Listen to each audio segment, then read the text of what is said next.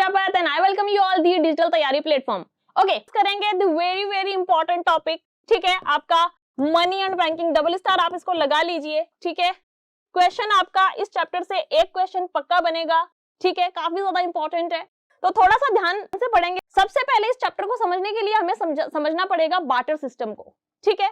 Barter system पता है आप लोगों को, वस्तु विनिमय, ठीक, वस्तु विनिमय कोई नया शब्द नहीं है आप लोगों के लिए, बहुत पुराने जमाने की बात है, जब आपका मनी नहीं हुआ करता था, ठीक है, तो क्या हुआ करता था, बार्टर सिस्टम हुआ करता था, क्योंकि उस समय भी वस्तुएं खरीदी और बेची जाती थी ना, ठीक है। तो क्या हुआ करता था, आपका बार्टर सिस्टम हुआ करता था। It refers to exchange of goods for goods, यानी कि वस्तु के लिए वस्तु के आदान प्रदान को क्या बोलते हैं, हम बार्टर सिस्टम बोलते हैं, ठीक है। इसी को क्या बोलते हैं, वस्तु विनिमय अर्थव्यवस्था बोलते हैं। अब देखिए क्या होता था जब आपका मनी नहीं था, तो ये देखिए ये दो पोटलियां हैं, ठीक है। मान लीजिए इस पोटली में है गेहूं, ठीक है, और इस पोटली में है चावल। अब अगर इस बंदे को चावल चाहिए तो ये क्या करेगा, इस बंदे के पास जाएगा जिसके पास में चावल है और कहेगा कि ये मेरे पास गेहूं है, आप मेरे गेहूं को रख लो और जो मुझे आपके पास में चावल है वो चावल आप मुझे दे दो, ठीक है। और ये चावल इस बंदे को दे देगा और गेहूं इनसे ले लेगा, और इसी को बोला जाता है बार्टर सिस्टम, यानी कि वस्तु विनिमय प्रणाली। लेकिन वस्तु विनिमय जो प्रणाली थी इसके अंदर बहुत सारी प्रॉब्लम्स थी, बहुत सारे डिसएडवांटेजेस थे, और जो सबसे बड़ा डिसएडवांटेज था इस प्रणाली का वो था कि वस्तु विनिमय प्रणाली तभी काम कर सकती है जब आवश्यकताओं का दोहरा संयोग हो। क्या हो, दोहरा संयोग, यानी कि barter system can only work when there exist double coincidence of wants. हमने कहा कि ये बंदा क्या करेगा, गेहूं दे देगा जिस बंदे के पास में चावल है और उससे चावल ले लेगा। लेकिन प्रॉब्लम क्या हो सकती है, हो सकता है कि इस बंदे को गेहूं चाहिए ही नहीं, तो वो बोलेगा नहीं भाई साहब मेरे को तो गेहूं चाहिए नहीं, मैं तो अपने चावल जो है आपको नहीं दूंगा, हो सकता है ना। तो फिर ये गेहूं वाला बंदा क्या करेगा, ऐसे बंदे को ढूंढेगा जिसके पास में चावल हो और जो गेहूं लेने के लिए तैयार हो, ठीक है। तो ये सबसे बड़ा डिसएडवांटेज था आपका वस्तु विनिमय प्रणाली का, ठीक है। थोड़ा सा आगे बढ़ते हैं और देखते हैं क्या क्या कमियां थी इसके अंदर। बहुत सारी कमियां आपके बार्टर सिस्टम में थी, एक एक करके डिस्कस करते हैं।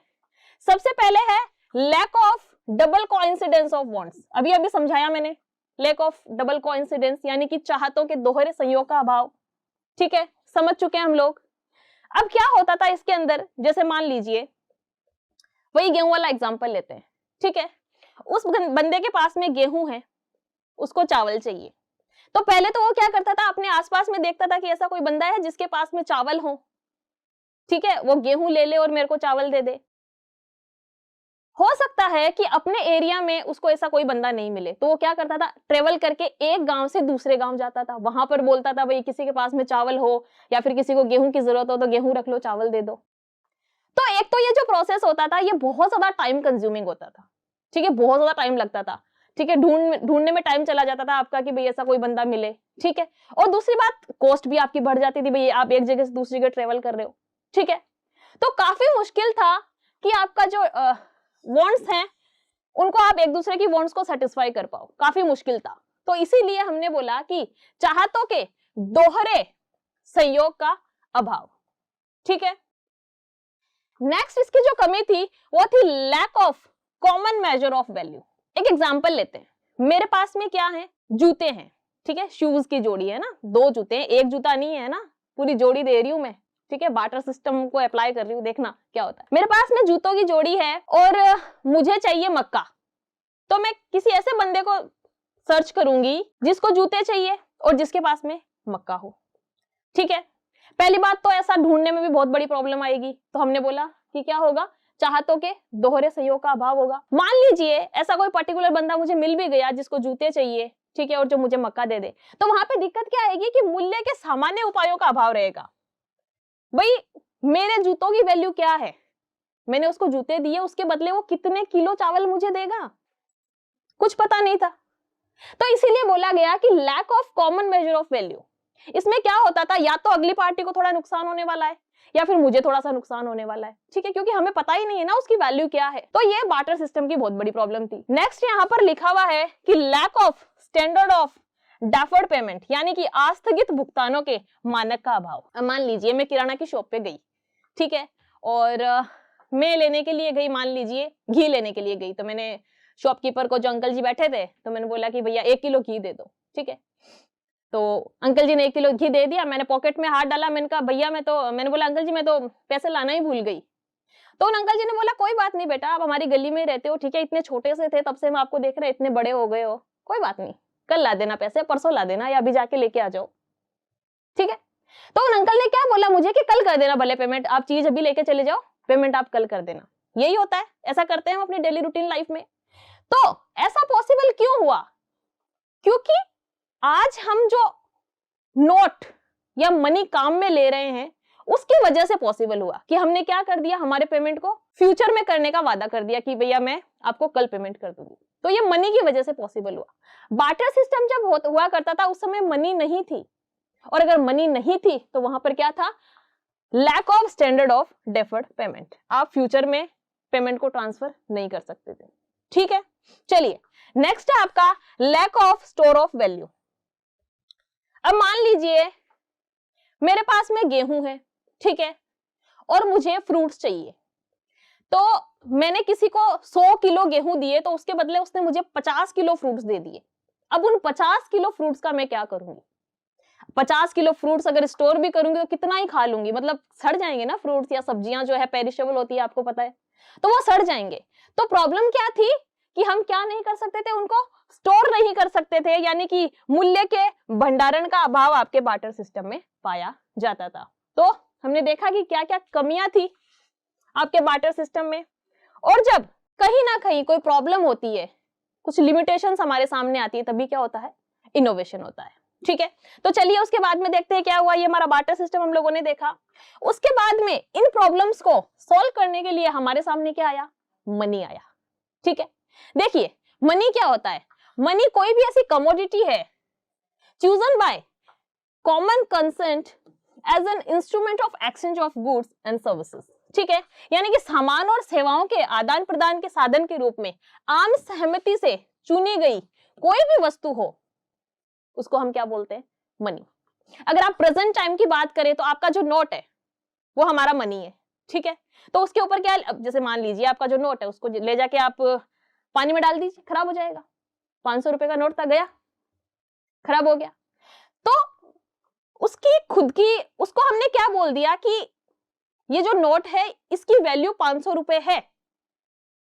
तो इसमें यही लिखा है कि सेवाओं के या सामान के आदान प्रदान के साधन के रूप में आम सहमति से अगर कोई चीज हमने चुन ली, तो आज के टाइम में तो आपका रूपी है, लेकिन पहले उस समय क्या नहीं हुआ करता था, रूपी नहीं हुआ करता था। तो मनी का मतलब हो गया कि कोई भी ऐसी चीज जो आम सहमति से चुनी गई हो कि इसके बदले अगर आप ये चीज लेके जाएंगे तो ये मनी का काम करेगी, आप जो चीज लेना चाहें वो चीज ले सकते हैं, और अगला इस चीज को एक्सेप्ट करेगा एज अ मनी, उसको बोला जाता है मनी, ठीक है। ओके चलिए, फंक्शंस ऑफ मनी। अब जो लिमिटेशंस हैं उनसे उभरने वाले जो काम होंगे वही आपके फंक्शंस ऑफ मनी होंगे, ठीक है। तो 2 भागों में हम लोगों ने डिवाइड कर दिया, एक तो है आपके प्राइमरी फंक्शन और एक आपके सेकेंडरी फंक्शन। ये तो सबसे ज्यादा जरूरी है, ठीक है। देखिए सबसे पहले मीडियम ऑफ एक्सचेंज, उसके बाद में मेजर ऑफ वैल्यू, ठीक है, उसके बाद में स्टैंडर्ड डेफर्ड ऑफ पेमेंट, और उसके बाद में स्टोर ऑफ वैल्यू, ठीक है। इसकी कमियां जो थी उनको पूरा करने के लिए ये आपके सामने क्या आ गए, फंक्शंस ऑफ मनी आ गया, ठीक है। चलिए एक एक को देखते हैं। पहला है मीडियम ऑफ एक्सचेंज, यानी कि विनिमय का माध्यम। Money can be used to make payment for all transaction of goods and services. धन का उपयोग वस्तुओं और सेवाओं के सभी लेन देन के भुगतान के लिए किया जा सकता है, बिल्कुल सही बात है, ठीक है। आज आपको मान लीजिए बिस्किट खरीदना है, पार्ले जी खरीदना है, तो आप क्या करेंगे, 5 रुपए लेके जाएंगे, शॉपकीपर को देंगे, भैया एक पार्ले जी दो, ठीक है, 1 पैकेट पार्ले जी दो, आपको पार्ले जी दे देगा। तो क्या हो रहा है यहाँ पर, मीडियम ऑफ एक्सचेंज है, ठीक है। दूसरा है money has quality to general acceptability, ठीक है। धन में सामान्य स्वीकार्यता का गुण होता है। अब मैं आप लोगों को अगर 500 रुपए दूं, तो क्या आप लोग लेने से मना करोगे? नहीं नहीं, बिल्कुल मना नहीं करोगे। आप लोग तो कहोगे हाँ मैडम दे दो, 2-4 नोट और भी दे दो। ठीक है, कहने का मतलब मनी की एक क्वालिटी होती है कि क्वालिटी ऑफ जनरल एक्सेप्टेबिलिटी, यानी कि सामान्य स्वीकार्यता, उसको सभी लोग क्या करते हैं, एक्सेप्ट करते हैं, कोई भी लेने से मना नहीं करता। ठीक, तो इसको बोला गया मीडियम ऑफ एक्सचेंज। आपके मनी का काम है, सबसे इंपॉर्टेंट काम आपका यही है। ठीक है ना, नेक्स्ट चलिए, ओके, मेजर ऑफ वैल्यू। ठीक है, ये मीडियम नहीं है, ये आप लिख सकते हैं इसको मेजर। ठीक है, ये वाला पॉइंट देखा था हम लोगों ने, मेजर ऑफ वैल्यू यही है ये वाला। ठीक है, तो मूल्य का मापन, मापन है ये, माध्यम नहीं है, मापन। ठीक, मूल्य का मापन। अब हमारे सामने वो शूज वाला हम लोगों ने एग्जांपल लिया था, जिसमें हम लोग बोल रहे थे कि यार शूज देंगे, ठीक है, अगला अपन को जो भी वो मक्का दे रहा था या जो भी दे रहा था कमोडिटी, तो कहने का मतलब हमें वहां पर वैल्यू नहीं पता थी कि शूज की वैल्यू क्या है या फिर वो सामने वाली जो कमोडिटी है उसकी वैल्यू क्या है। तो मनी ने ये वाली प्रॉब्लम सॉल्व कर दी। जैसे मान लीजिए ये आपका पेन है, तो पेन कितने, 2 रुपए का भी आता है, 3 रुपए का भी आता है, 5 का भी आता है, 10 का भी आता है, 20 का आता है, 100 का, 200 का, जिस हिसाब से आप लेना चाहें। ठीक है, आपका स्कूल बैग है, बहुत सारी वैरायटी आती है, बहुत सारे अलग अलग प्राइजेस पे अवेलेबल है। ठीक है, आपकी बुक्स, उनकी अलग अलग प्राइस है। ठीक है, ये बोर्ड है, इसकी एक अलग प्राइस है। ठीक है, ये माइक है, इसकी एक अलग प्राइस है, टी शर्ट है, इसकी एक अलग प्राइस है। तो मनी ने क्या किया, जो प्रॉब्लम थी हमारे सामने मेजर ऑफ वैल्यू की, उसको खत्म कर दिया। और हमारे पास में अब क्या है, हमारे पास में जितनी भी चीजें हैं उसकी एक प्राइस या फिर वैल्यू हमारे सामने अवेलेबल है। ठीक है, तो money works as a common denomination in which the value of goods and services are expressed, यानी पैसा एक सामान्य संप्रदाय के रूप में काम करता है जिसमें सभी वस्तुओं और सेवाओं का मूल्य व्यक्त किया जा सकता है, और इसी को बोला जाता है मूल्य का मापन या मेजर ऑफ वैल्यू। ठीक है, चलिए नेक्स्ट है आपका स्टैंडर्ड डेफर्ड पेमेंट, आस्थगित भुगतान का मानक। इसका अर्थ है कि मुद्रा भविष्य में किए जाने वाले भुगतानों के लिए एक मानक के रूप में काम करती है। It means that money acts as a standard for payment which are made in future. ठीक है, घी का एग्जांपल लिया था हम लोगों ने। अगर हमारे पास में मनी है तो हम क्या कह सकते हैं कि अंकल अभी हमारे पास में पैसे नहीं है, या मैं पैसे लेके आना भूल गई, तो मैं आपको कल पेमेंट कर दूंगी। तो ये प्रॉब्लम किसने सॉल्व कर दी, हमारी मनी ने सॉल्व कर दी। ठीक है, तो ये भी मनी का एक फंक्शन हो गया। ठीक है, नेक्स्ट स्टोर ऑफ वैल्यू। आप स्टोर कर सकते हैं पैसों को, बिल्कुल कर सकते हैं। मैडम दे दो, कितने दे रहे हो, बहुत सारा, मतलब भंडार कर लेंगे घर में। ठीक है, मुझे कमेंट करके कमेंट सेक्शन में बताओ नोटबंदी के टाइम तुम्हारे गले में से कितने रुपए निकले थे। ठीक है ना, चलिए कमेंट करके बताना मुझे किस किस के गले में से कितने कितने रुपए, ठीक है, नोटबंदी के टाइम पे निकले थे। स्टोर ऑफ वैल्यू, आपके पास में अगर नोट है तो काफी ज्यादा इजी है उसको स्टोर करना। आप उसको साल, 2 साल, 5 साल, कितने भी टाइम के लिए स्टोर करके रख सकते हैं। तो इसी को बोला गया है कि माल की तुलना में धन की बचत कहीं अधिक सुरक्षित है। Saving in term of money are much more secure than in term of goods. ठीक है, काफी सिंपल है। चलिए आगे बढ़ते हैं। तो फंक्शंस हम लोगों ने देख लिए, क्या फंक्शंस होते हैं आपके मनी के। लेकिन आज आप जो मनी देख रहे हैं, आपका रुपया देख रहे हैं, ठीक है, आप जो नोट वगैरह देखते हैं, क्या शुरू से हमारे पास में मनी इसी फॉर्म में आया था या फिर इवोल्यूएट होके आया है?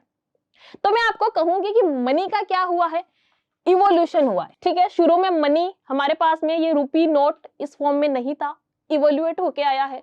ठीक है, तो देख लेते हैं क्या है इवोल्यूशन ऑफ मनी। सबसे पहले आपके सामने आया कमोडिटीज मनी।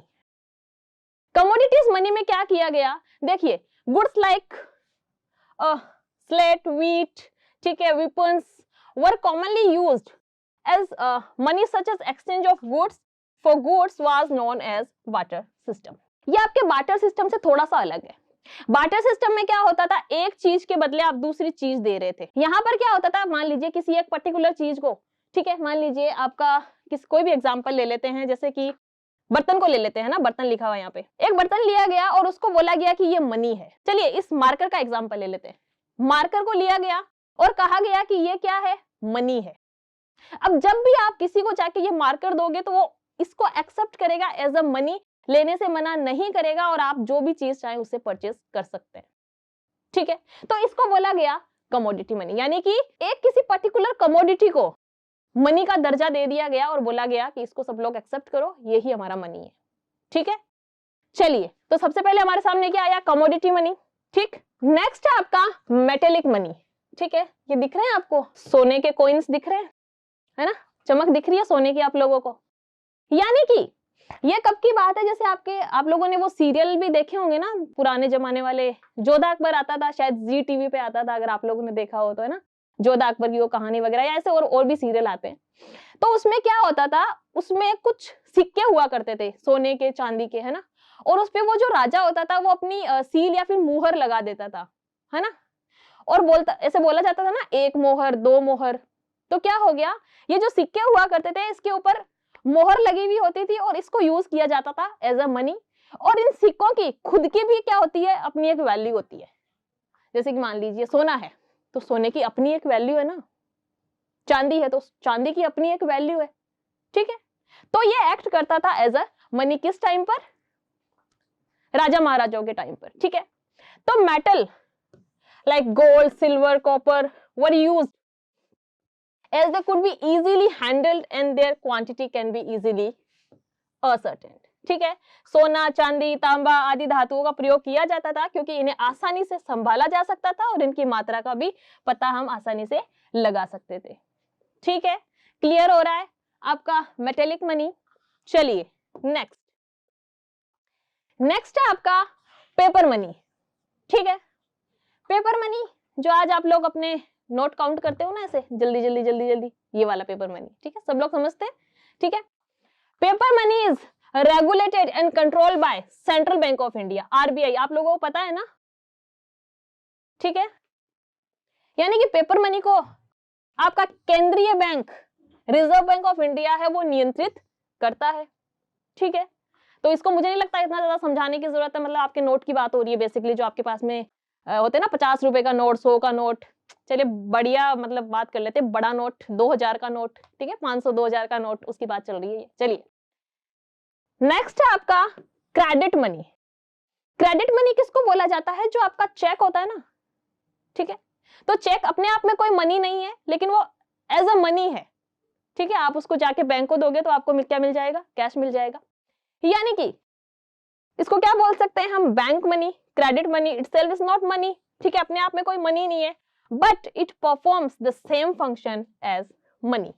बैंक मुद्रा, क्रेडिट मुद्रा अपने आप में निवल मुद्रा है, लेकिन ये मुद्रा के समान ही कार्य करता है। इसको चेक मनी भी बोलते हैं। क्या बोलते हैं, चेक मनी भी बोलते हैं।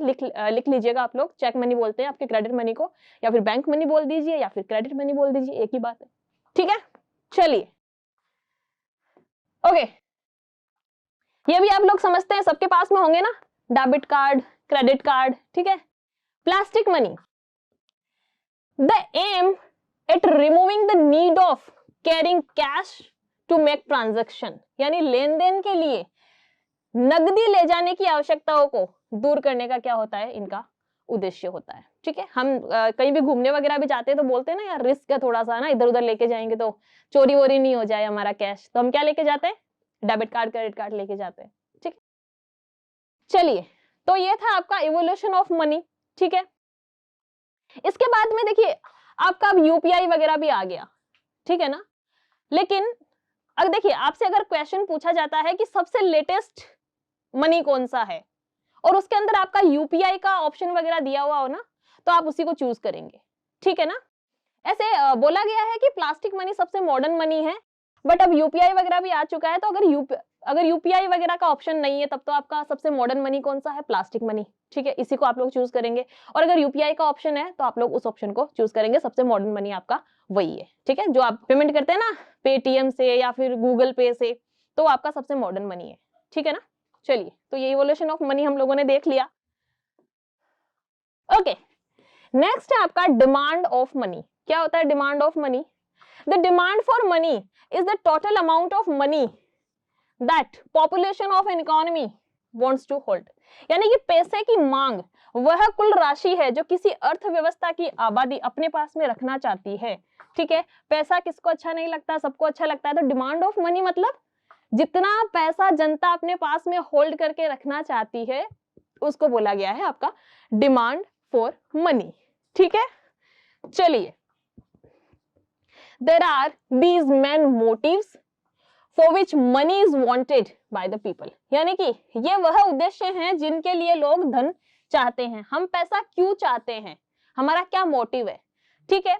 वैसे तो बहुत सारे मोटिव है हमारे, ठीक है, लेकिन हम लोगों ने क्या किया, इन मोटिव्स को 3 ब्रॉडर टर्म्स में क्लासिफाइड कर दिया। एक आपका लेन देन का मकसद, ठीक है, ट्रांजैक्शन मोटिव हो गया, ठीक है। एक आपका प्रिकॉशन मोटिव, ठीक है, यानी कि सावधानियों का मकसद हो गया।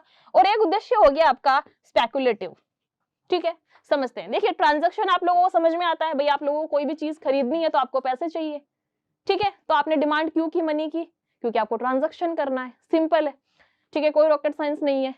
नेक्स्ट है आपका प्रिकॉशन मोटिव, भाई आप घर से निकले बाइक लेके, ठीक है, गाड़ी ठोक दी, ठीक है, ठोक दी मतलब कि भगवान नहीं करे किसी का एक्सीडेंट हो गया, लेकिन छोटा मोटा मान लीजिए भिड़ गए कहीं पे जाके, ठीक है, तो हुआ क्या, अगर आप जाते हो डॉक्टर के पास में तो सबसे पहले वो क्या बोलता है कि आप क्या करो, पहले पैसे जमा कराओ, ठीक है, मतलब आपकी फैमिली वालों को बोलेंगे पैसा जमा कराओ तब तक हम इसका ट्रीटमेंट करें, इनके पट्टी वट्टी कर रहे हैं ना, बड़े एक्सीडेंट की बात नहीं कर रही हूँ मैं, छोटा सा ही हुआ है, बस थोड़े से ऐसे हल्का फुल्का ब्लड निकला ऐसे, मतलब छिलना बोलते हैं ना जिसको, इतना ही हुआ है, ठीक है। तो वो आपके घर वालों को बोलेंगे कि ठीक है आप फीस वगैरह जमा कराओ, तब तक हम क्या कर रहे हैं, इनका ट्रीटमेंट कर रहे हैं। प्रिकॉशन का मतलब हो गया कि कोई भी हम लोग, देखो हमारी क्या प्रवृत्ति होती है कि हम बुरे टाइम के लिए पैसे को बचा के रखते हैं, ठीक है, ये तो हमने एग्जांपल लिया है। कहने का मतलब बुरे टाइम के लिए हम क्या करते हैं, पैसे को अपने पास में बचा के रखते हैं कि क्या पता कैसी परिस्थिति आ जाए और हम लोगों को पैसे की जरूरत पड़ जाए, तो इसी को बोला जाता है सावधानियों का। इसके लिए हम क्या करते हैं, हमारी मनी को होल्ड करके रखते हैं।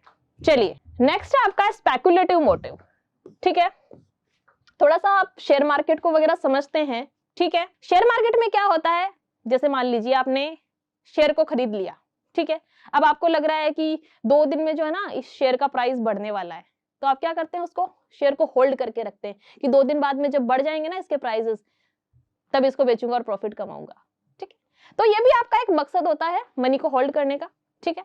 तो काफी इजी है, हो गया हमारा डिस्कशन। चलिए ओके, ये हमने यहां पर देखा डिमांड ऑफ मनी, ठीक है। एक कॉन्सेप्ट है आपका supply of money. Supply of money का मतलब क्या होता है, देखिए डिमांड का मतलब तो क्या हो गया कि पैसे की मांग वह कुल राशि है जो किसी अर्थव्यवस्था की आबादी अपने पास में रखना चाहती है, तो उसको तो हम बोलेंगे डिमांड ऑफ मनी, ठीक है। यहां पर आप लोग लिख लीजिए supply of money, supply of money. तो सप्लाई ऑफ मनी का मतलब क्या हो गया कि वह राशि जो किसी अर्थव्यवस्था की आबादी के पास, ठीक है, किसी अर्थव्यवस्था में उपलब्ध है, बस इतना ही आपको समझना है, ठीक है, किसी अर्थव्यवस्था में उपलब्ध है, यानी कि वह राशि, पैसे की वह राशि, पैसे की वह राशि जो किसी अर्थव्यवस्था में उपलब्ध है। भाई डिमांड में हमने बोला कि पैसे की वह राशि जो किसी अर्थव्यवस्था की आबादी जो है वो अपने पास में रखना चाहती है, तो वो तो हमारी डिमांड है ना, जरूर थोड़ी ना हमारी डिमांडें पूरी हो। तो सप्लाई का मतलब हो गया कि कितना मनी आपके मार्केट में अवेलेबल है, यानी लोगों के पास में कितना पैसा है, उसी को बोला गया सप्लाई ऑफ मनी, ठीक है। बहुत ही सिंपल है, यानी कि पैसे की वह राशि जो किसी अर्थव्यवस्था में उपलब्ध है। चलिए अब हम समझते हैं यहाँ पर मेजर्स ऑफ सप्लाई, ठीक है, मनी सप्लाई, ठीक है, क्लियर है आपका। सप्लाई ऑफ मनी हो गया, डिमांड ऑफ मनी हो गया। अब जो आपका मनी सप्लाई है इसके मेजर्स को समझते हैं, ठीक है। अच्छा आपके डेफिनेशन लिखी हुई है यहाँ पर, ठीक है ना, यहाँ पर भी आप देख सकते हैं, ये डेफिनेशन है आपका मनी सप्लाई का, ठीक है, मनी सप्लाई जो हमने डेफिनेशन वहां पर भी देख ली, ठीक है, ये भी आपकी डेफिनेशन ही है, और अच्छे से देख लीजिए कि money supply refers to total value of money held by a public at a particular point of time in an economy, यानी कि मुद्रा की आपूर्ति क्या है कि किसी अर्थव्यवस्था में किसी विशेष समय पर जनता के द्वारा रखा गया जो धन है उसका जो कुल मूल्य है वही हमारा मनी सप्लाई है। देख लिया था हमने, वहां पे पढ़ लिया था, यहाँ पर भी आपकी डेफिनेशन लिखी हुई है, तो आप यहाँ पे हेडिंग लगा देंगे मनी सप्लाई की डेफिनेशन है ये, ठीक है ना। मेजर्स ऑफ मनी सप्लाई हम आगे देखेंगे, ठीक है। यहां से आपके शुरू हो गए मेजर्स ऑफ मनी सप्लाई, ठीक है, यहाँ पे हेडिंग लगानी है आपको मेजर्स ऑफ मनी सप्लाई। ये आपकी डेफिनेशन हो गई मनी सप्लाई की, ठीक है। यहां पर हो गया आपका मेजर्स ऑफ मनी सप्लाई। सबसे पहला है आपका M1, ठीक है, इसको हम बोलते हैं ट्रांजैक्शन मनी, ठीक है। आपकी जो M1 मनी है ये आपका फर्स्ट मेजर है मनी का, ठीक है, इसको हम बोलते हैं ट्रांजैक्शन मनी। ट्रांजैक्शन मनी इसको बोला जाता है, ठीक है। क्या बोला जाता है? ट्रांजैक्शन मनी इसको बोला जाता है, ठीक है। अगर क्वेश्चन बनता है कि सबसे ज्यादा तरल या फिर सबसे ज्यादा लिक्विड फॉर्म कौन सा है, यानी कि सबसे ज्यादा लिक्विड मेजर कौन सा है मनी का, तो वो है आपका M1, यानी कि जिसको हम, जो बहुत ज्यादा लिक्विड है, यानी कि हम हैंड टू हैंड मतलब उस चीज को यूज करके पेमेंट कर सकते हैं। जैसे कि आपका कैश है, आपके पास में मान लीजिए कैश है, तो आप कोई भी चीज खरीदेंगे तो क्या कर देंगे? हैंड टू हैंड पेमेंट कर देंगे, यानी कि इसकी लिक्विडिटी बहुत ज्यादा होती है, बहुत ज्यादा तरल होता है ये, ठीक है। कभी भी आप क्या कर सकते हैं, मतलब एक्सचेंज ऑफ गुड्स कर सकते हैं, ठीक है, या फिर आप क्या कर सकते हैं, किसी चीज का पेमेंट कर सकते हैं, ट्रांजैक्शन कर सकते हैं, तो इसी को बोला गया है लिक्विडिटी, ठीक है। क्या क्या इंक्लूड है आपका M1 में? Currency and coins with public, जैसे मैंने बता ही दिया, आपके पास में पैसे हैं तो आप क्या कर सकते हैं? पेमेंट कर सकते हैं हैंड टू हैंड। एक है demand deposit of commercial bank, ठीक है। कमर्शियल बैंक के पास में आपका पैसा पड़ा है आपके खाते में, जब आप चाहें विड्रॉल कर सकते हैं, ठीक है। डिमांड मनी है वो आपकी डिमांड डिपॉजिट है, ठीक है। या फिर अदर डिपॉजिट्स विद RBI, तो इन तीनों चीजों को जब आप ऐड करते हैं तो आप बोलते हैं हमारा M1 है, इसी को हम बोलते हैं ट्रांजैक्शन मनी। ये आपका फर्स्ट मेजर है मनी सप्लाई का, ठीक है, सबसे ज्यादा लिक्विड फॉर्म में होता है, ठीक। चलिए नेक्स्ट है आपका M2। M2 में क्या बोला है कि M1 में जो इंक्लूड था वो हमने सारा ले लिया, यानी M1 प्लस आपका सेविंग डिपॉजिट है अगर पोस्ट ऑफिस में, तो उसको हम बोलेंगे M2, यानी M1 plus saving deposit with post office saving bank, ठीक है। थर्ड आपका मेजर है M3।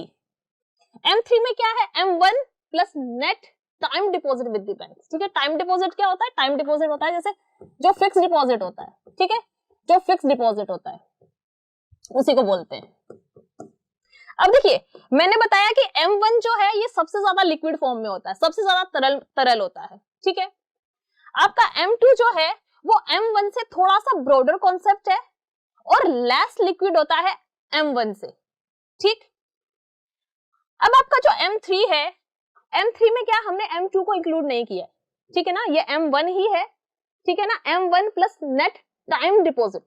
तो M3 भी आपका M1 से ज्यादा ब्रॉडर कॉन्सेप्ट है, पहली बात तो, और दूसरी बात और भी ज्यादा तरल है, मतलब लेस क्या बोलते हैं उसको, तरलता या लिक्विड में है, ठीक है, लेस लिक्विड है, ठीक है, क्योंकि यहां पर क्या आ गया आपका टाइम डिपॉजिट आ गया विद द बैंक्स, ठीक। और M4 में हम क्या इंक्लूड करेंगे? M3 को, ठीक है। तो M3 में हमारा क्या क्या आ गया था?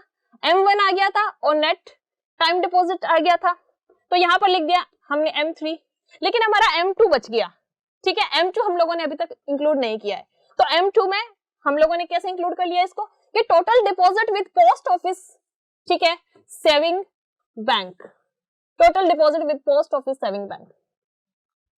वहां पर लिखा हुआ था सिर्फ और सिर्फ आपका M2 में लिखा हुआ था saving deposit with post office saving bank, ठीक है। लेकिन M4 में हमने यहां पर क्या किया? M3 को ले लिया, यानी कि M1 और M3 हमारे पास में आ गया। अब हमें M2 को भी इंक्लूड करना है, तो M2 में हमारे पास में सेविंग डिपॉजिट था, लेकिन हमने यहाँ पे टोटल डिपॉजिट ले लिया। अब टोटल डिपॉजिट में आपका सेविंग भी आ गया, ठीक है, सेविंग डिपॉजिट भी आ गया और आपका टाइम डिपॉजिट भी आ गया, यानी हमने क्या किया यहाँ पे, जो हमारा टाइम डिपॉजिट है इसको भी इंक्लूड कर लिया। तो M2 भी इसके अंदर आ गया। M2 यहाँ पे ऐड नहीं कर सकते थे, क्योंकि अगर टोटल डिपॉजिट भी हमने लिख दिया और M2 भी लिख दिया तो आपका सेविंग वाला रिपीटेशन हो जाता। तो हमने कहा कि M3 प्लस टोटल डिपॉजिट, जिसमें सेविंग भी आ गया और टाइम डिपॉजिट भी आ गया, और इसके अंदर आपका NSC जो है ये हमेशा एक्सक्लूड रहता है, ठीक है। अगर साधारण से सवाल अगर बनेगा आपका तो आज की क्लास से बन जाएगा, ठीक है ना। थोड़ा सा हिस्ट्री में जाएंगे हम। सबसे पहले लिखा है कि 1770 में आपकी स्थापना हुई बैंक ऑफ हिंदुस्तान की, ठीक है। याद रखने वाली चीजें हैं, इतना कुछ समझने लायक नहीं है, जो भी समझने लायक होगा वो मैं आपको बता दूंगी, ठीक है। अब देखिए इसमें याद रखने लायक चीज क्या है। 1770 में बैंक ऑफ हिंदुस्तान की स्थापना हुई। याद रखने लायक चीज ये है कि ये भारत का आधुनिक तकनीकी पर आधारित पहला बैंक था। आधुनिक तकनीकी पर आधारित पहला बैंक था। आधारित पहला बैंक, ठीक है, पूछा जा सकता है, इंपॉर्टेंट है। ठीक, चलिए, यानी कि आपका जो बैंक ऑफ हिंदुस्तान है ये फर्स्ट मॉडर्न बैंक था। ऐसा मैं किस हिसाब से बोल रही हूं भाई, बैंक के काम तो इससे पहले भी हुआ करते थे, यानी 1770 में भी हुआ करते थे। आप मूवीज वगैरह में देखते हैं ना कि वो साहूकार और महाजन वगैरह होते हैं गांव में, ठीक है, तो वो क्या करते थे, लोगों को उधार देते थे, ठीक है, ओवरड्राफ्ट की फैसिलिटी भी देते थे, लोन भी देते थे, या मतलब बैंकों का काम उस तरीके से होता था। वो महाजन और वो आपके जो बैठते थे ना सेठ लोग, तो उनके माध्यम से हुआ करता था। तो बैंक के जो काम है वो तो पहले भी हुआ करते थे, ठीक है, महाजन और इनके थ्रू। लेकिन आधुनिक तकनीकी पर आधारित जो हमारा बैंक है ये पहला बैंक था आपका बैंक ऑफ हिंदुस्तान, ठीक है।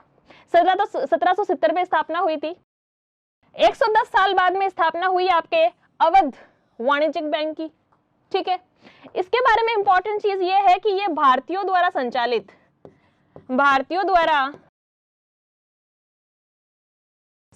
पहला बैंक था, ठीक है, भारतीयों द्वारा संचालित पहला बैंक, ठीक है, याद रखना इंपॉर्टेंट है। काफी इंपॉर्टेंट क्लास है आज की।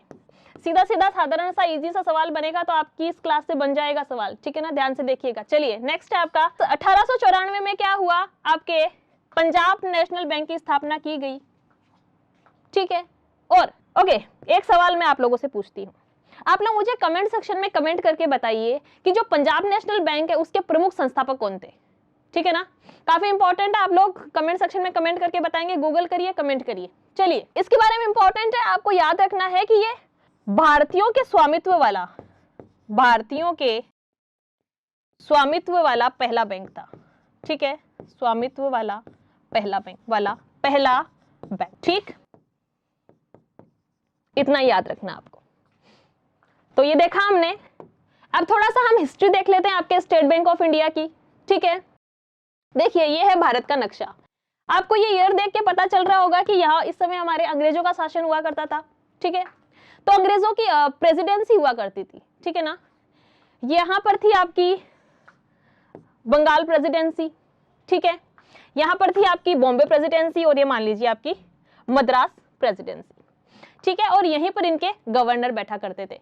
तो इन्होंने कहा कि यार हमारी प्रेसिडेंसी में तो जो है वो बैंक होने चाहिए, ठीक है। तो इन्होंने क्या किया, इन्होंने स्थापना करी 1806 में बैंक ऑफ बंगाल की, ठीक है। 1840 में स्थापना करी बैंक ऑफ बॉम्बे की, ठीक, और 1843 में स्थापना करी आपके बैंक ऑफ मद्रास की, ठीक है, याद रहेगा। इसके बाद में 1921 में 1921 में क्या किया गया, इन तीनों बैंक को मर्ज कर दिया गया। क्या कर दिया गया, मर्ज, यानी कि इनका क्या कर दिया गया, विलय कर दिया गया, और एक बैंक बना दिया गया, और इसका नाम रखा गया इंपीरियल बैंक ऑफ इंडिया। काफी इंपॉर्टेंट है, याद रखना है, ठीक है ना। ये आपका इंपीरियल बैंक ऑफ इंडिया आगे जाके क्या बनेगा, आपका एसबीआई बनने वाला है। देखिए, काफी इंटरेस्टिंग है। 1955 में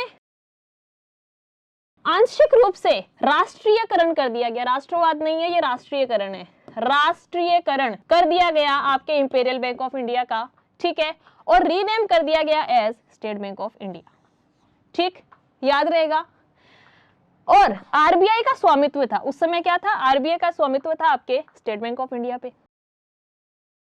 यहां पर आप लोगों के सामने एक टर्म निकल के आई है, दैट इज राष्ट्रीयकरण, ठीक है, नेशनलाइजेशन, ठीक है, नेशनलाइजेशन। लेकिन राष्ट्रीयकरण का मतलब होता है कि कोई प्राइवेट संस्था है, ठीक, उसको जब सरकार जबरन अपने हक में ले लेती है, अपने इख्तियार में ले लेती है। कोई प्राइवेट संस्था है, वो आराम से अपना काम कर रही है, लेकिन गवर्नमेंट क्या करती है, जबरन अगर उसको अपने हक में ले लेती है तो उसको बोला जाता है राष्ट्रीयकरण या फिर नेशनलाइजेशन, ठीक है। तो यहां पर आपका जो एसबीआई है उसको जबरन नहीं लिया गया था, इसीलिए बोला गया है कि यह आंशिक रूप से राष्ट्रीयकरण हुआ था इसका, ठीक है, जबरन नहीं लिया था, क्योंकि जो आपका इंपीरियल बैंक ऑफ इंडिया था, आपका जो इंपीरियल बैंक है, ठीक है, इसके अंदर पहले से जो हिस्सेदारी थी वो 20% तो आपकी सरकार के पास में थी, और 80% किसके पास में थी, प्राइवेट लोगों के पास में थी, ठीक है ना।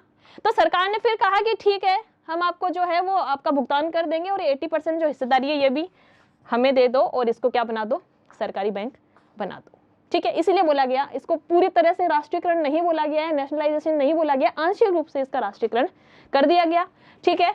और आरबीआई जो है वो किसके द्वारा संचालित, सॉरी आपका जो स्टेट बैंक ऑफ इंडिया है ये किसके द्वारा संचालित था, आरबीआई के द्वारा, ठीक है।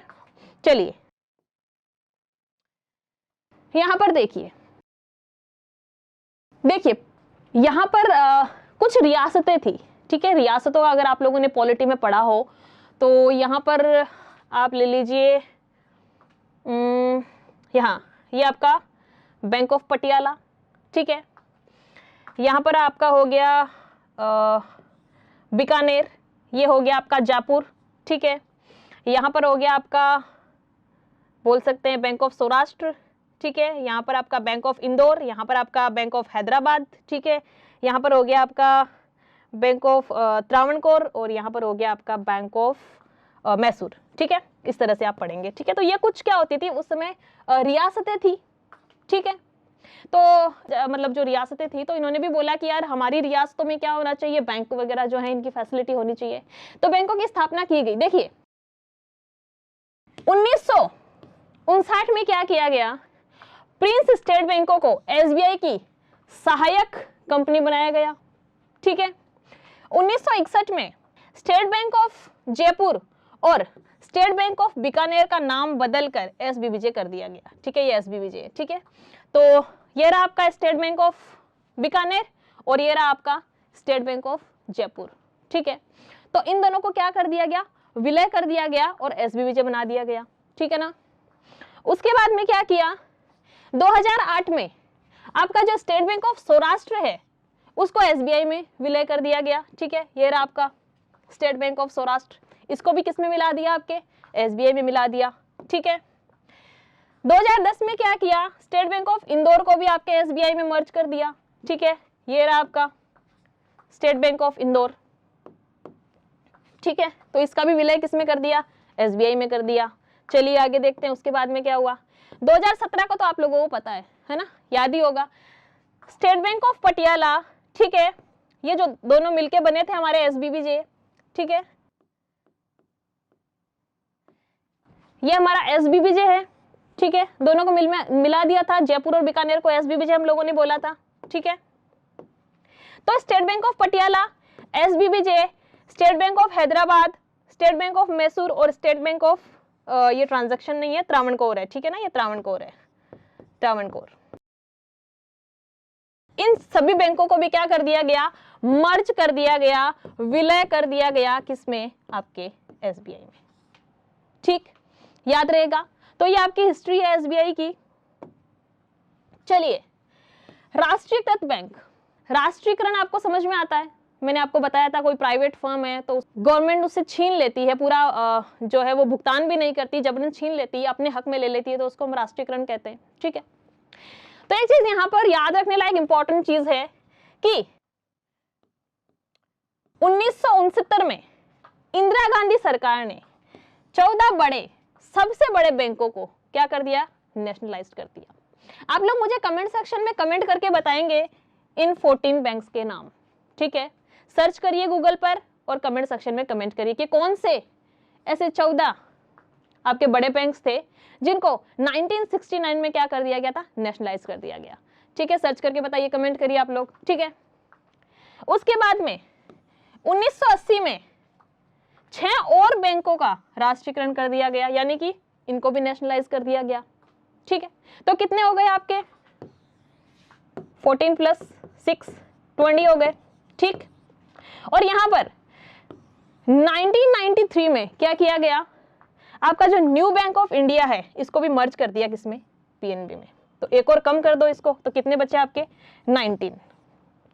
आप लोग मुझे कमेंट सेक्शन में कमेंट करके बताइए कि अभी प्रेजेंट में कितने नेशनलाइज्ड बैंक है और कितने पब्लिक सेक्टर बैंक है। देखते हैं कौन कितना इंटेलिजेंट है, कमेंट सेक्शन में कमेंट करिए, ठीक है। तो राष्ट्रीयकृत बैंक हम लोगों ने पढ़ लिया।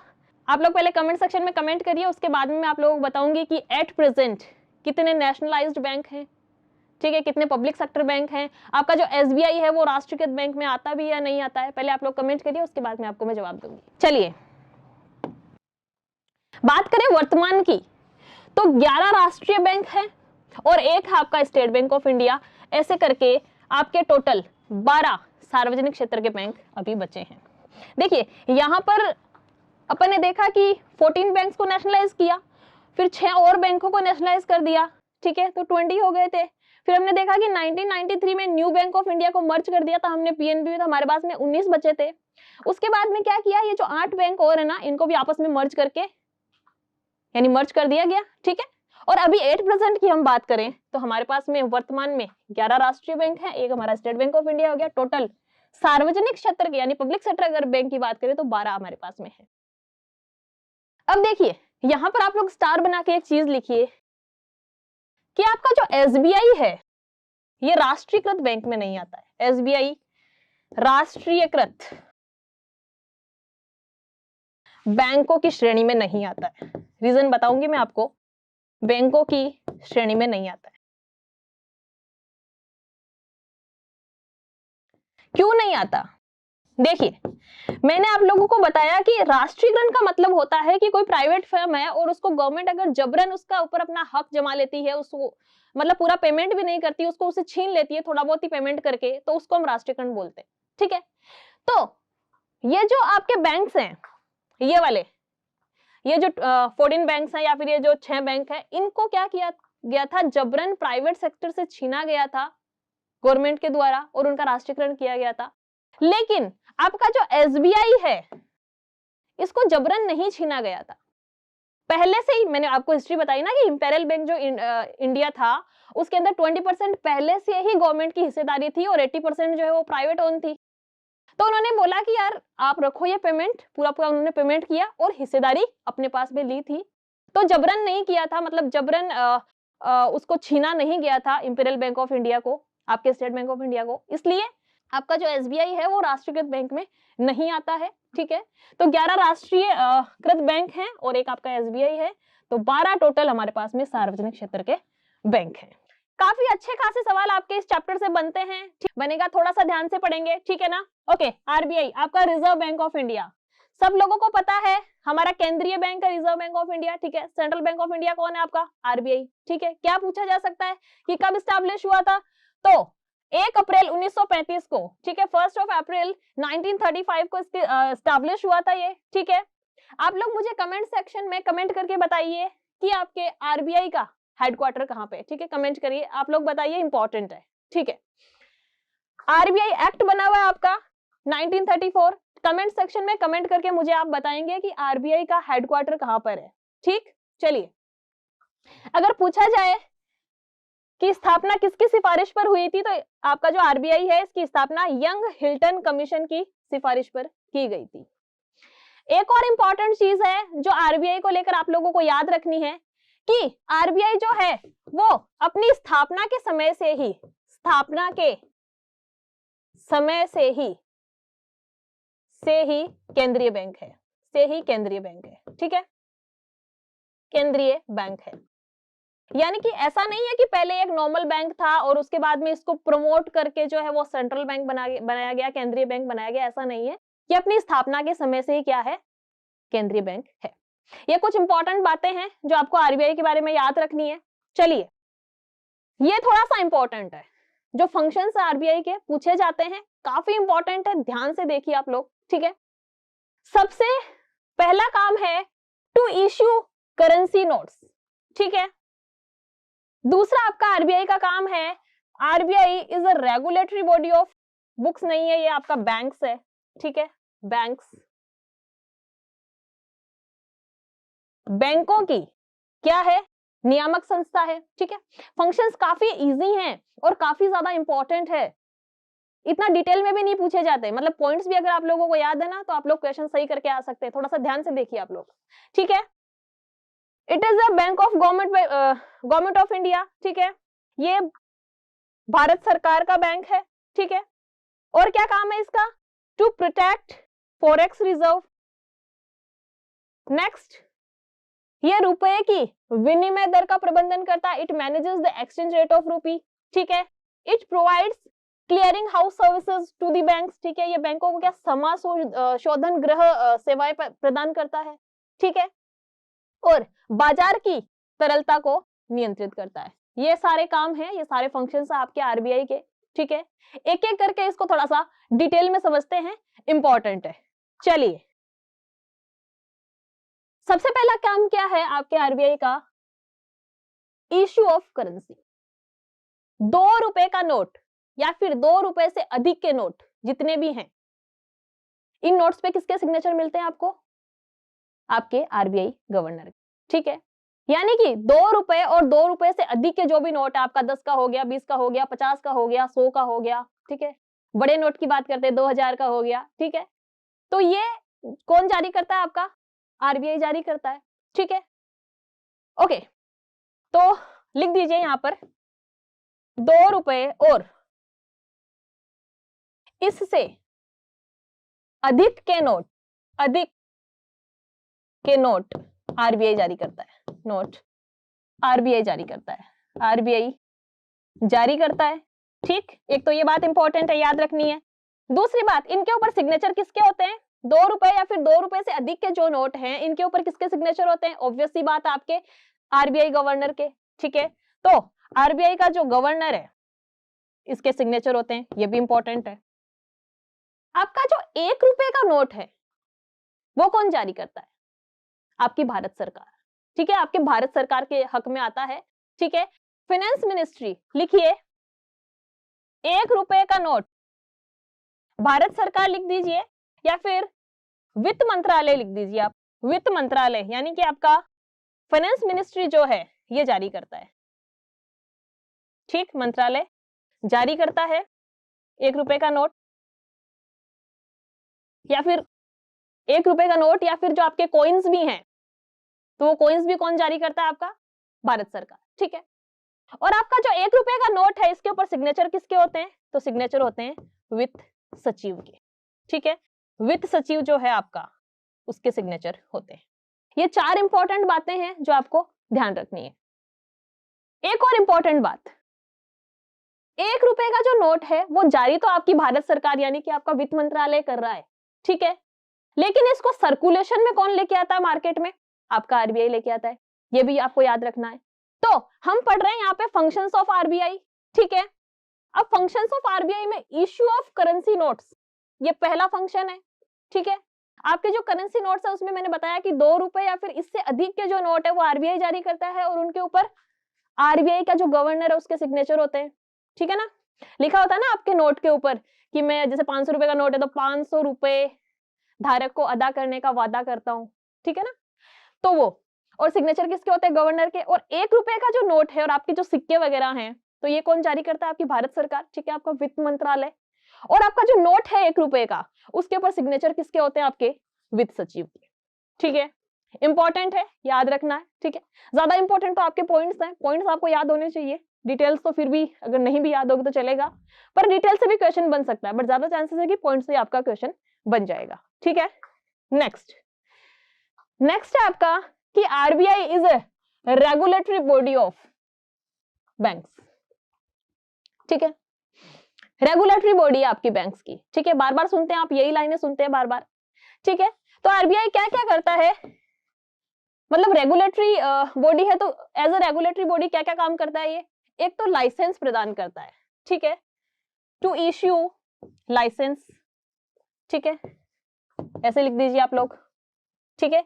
यानी कि लाइसेंस प्रदान करता है, एक तो लाइसेंस प्रदान करता है किसको? बैंक्स को। लाइसेंस प्रदान करता है बैंक्स को, बैंकों को, ठीक है।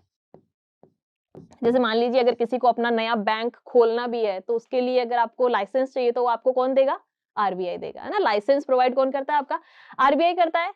और रूल्स एंड रेगुलेशंस बनाता है, रूल्स एंड रेगुलेशंस बनाता है आपके जो बैंक्स हैं उनके लिए। यानी कि नियम और विनियमन का काम भी कौन करता है? आपका आरबीआई करता है, ठीक है। और अगर कोई बैंक आरबीआई का कहना नहीं मानता है, तो उसका लाइसेंस वो रद्द भी कर सकता है। ये पावर भी किसके पास में होती है? आपके आरबीआई के पास में होती है, ठीक है ना। तो क्या क्या काम कर रहा है? लाइसेंस दे रहा है, रूल्स एंड रेगुलेशंस बना रहा है, ठीक है, उनके ऊपर निगरानी रख रहा है, ठीक है, कंट्रोल रख रहा है, रेगुलेट कर रहा है। ये सब काम आपका किसका है? आरबीआई का। चलिए नेक्स्ट है कि ये भारत सरकार का बैंक है, ठीक है। भारत सरकार का बैंक का मतलब क्या हो गया कि ये घरेलू ऋणों की, लिखिए, भारत सरकार के लिए घरेलू ऋणों की व्यवस्था करता है, घरेलू ऋणों की व्यवस्था करता है, ठीक है। इट अरेंज या फिर इट अरेंजेस डोमेस्टिक लोन्स या फिर डोमेस्टिक बोरोविंग्स लिख दीजिए, डोमेस्टिक बोरोविंग्स फॉर गवर्नमेंट, ठीक है। अब भारत सरकार क्या करती है, इसमें बोला गया है कि भारत सरकार का बैंक है। अब गवर्नमेंट को लोन चाहिए, ठीक है, तो गवर्नमेंट को लोन चाहिए तो गवर्नमेंट बोलती है यार हम लोग मार्केट में जाके ऐसे लोन मांगते हुए अच्छे नहीं लगेंगे, है ना। तो बोलती है, किसको बोलती है? आरबीआई को बोलती है कि तुम हमारे लिए क्या करो, घरेलू ऋणों की व्यवस्था करो, ठीक है। तो ये जो बैंक है आपका आरबीआई, ये भारत सरकार का बैंक है, और जब गवर्नमेंट बोलेगी कि हमें पैसे चाहिए, ठीक है, तो ये घरेलू ऋणों की व्यवस्था आपके गवर्नमेंट के लिए करेगा। तो ये भी एक मेन फंक्शन हो गया आपके आरबीआई का, ठीक है। आगे बढ़ते हैं, चलिए नेक्स्ट क्या इंपॉर्टेंट काम है इसका? To protect forex research, sorry ये रिजर्व है, ठीक है ना, रिजर्व हमने पढ़ा था ना अभी, रिजर्व, ठीक है ना, यानी कि विदेशी मुद्रा का भंडारण करता है,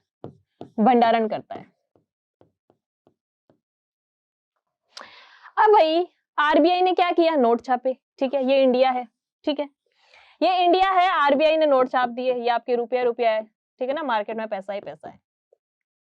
अब आपको ये आपके आरबीआई ने दिए आपको रुपए और बोला कि जाओ जो चीज खरीदनी है वो खरीद लो, ये बोला गया।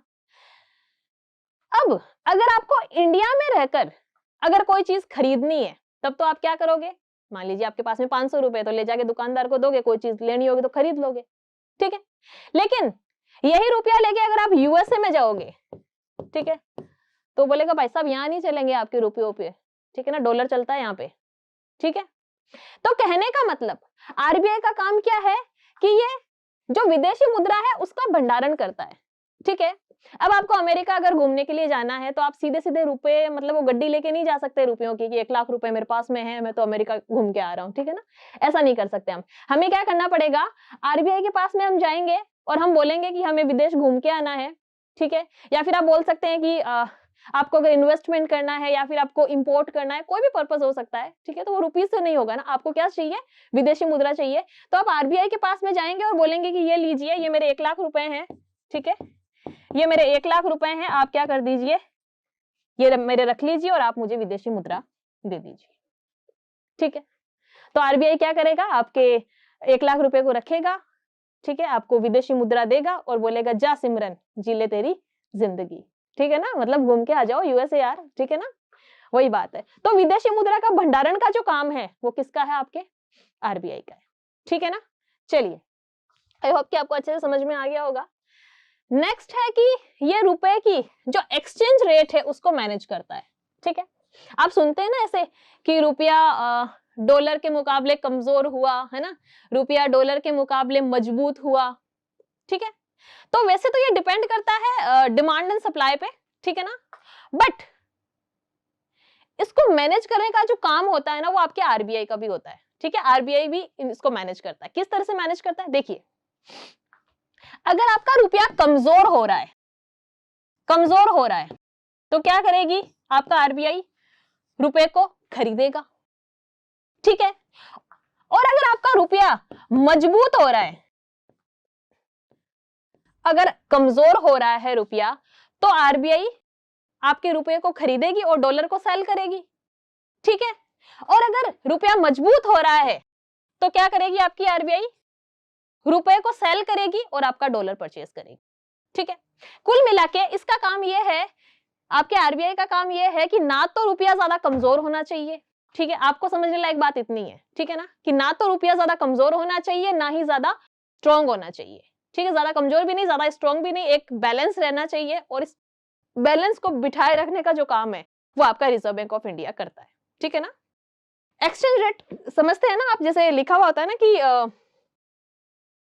80 रुपए के बदले आपका $1 मिल रहा है, तो इसको बोलते हैं एक्सचेंज रेट। आपके कितने रुपयों के बदले $1 मिल रहा है, तो वो आपकी एक्सचेंज रेट हो गई, है ना। ओके, तो अभी एट प्रेजेंट, ये तो मैंने 80 रुपए एग्जाम्पल लिया है, अभी एट प्रेजेंट आप लोग गूगल करिए कि क्या रेट चल रही है, मतलब एक्सचेंज रेट क्या चल रही है, ठीक है ना।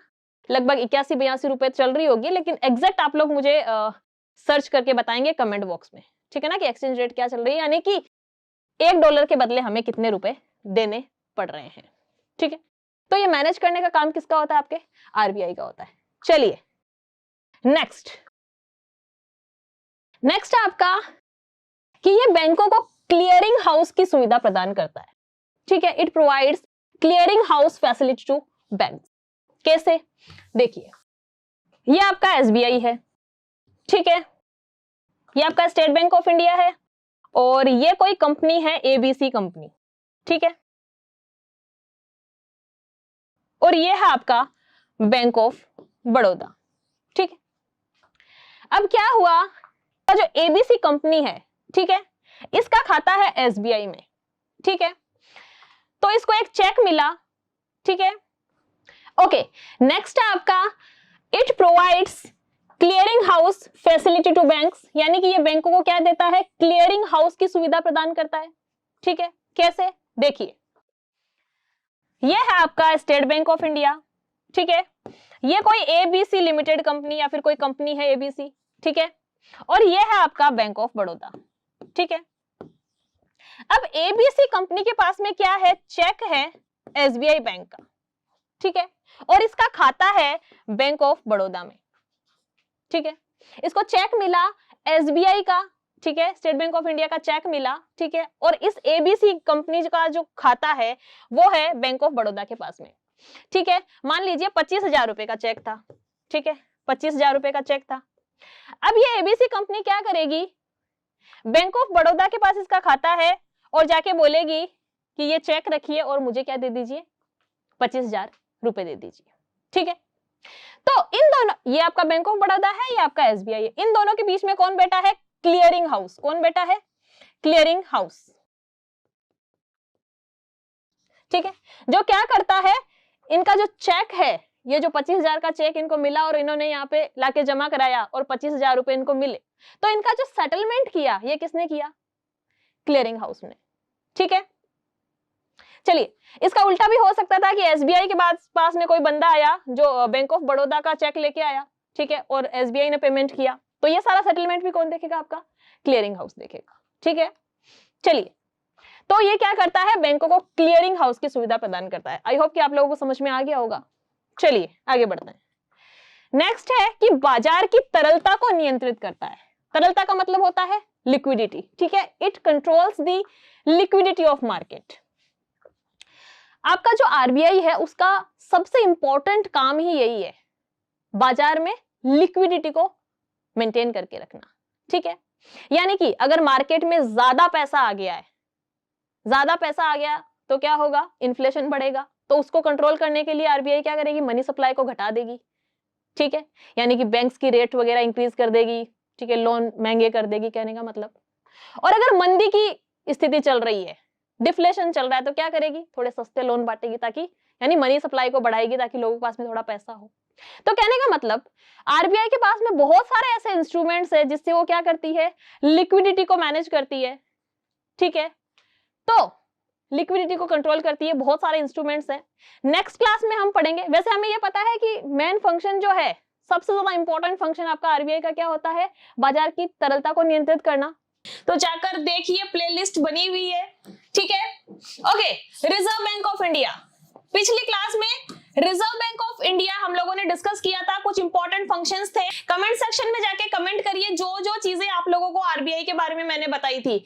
भाई हेडक्वार्टर कहां पर है, कब स्टैब्लिश हुआ था, कौन कौन से मैन फंक्शंस है जो आपके आरबीआई परफॉर्म करता है, ठीक है। कमेंट सेक्शन में कमेंट करिए, इंपॉर्टेंट है इसलिए बोल रही हूँ, ठीक है।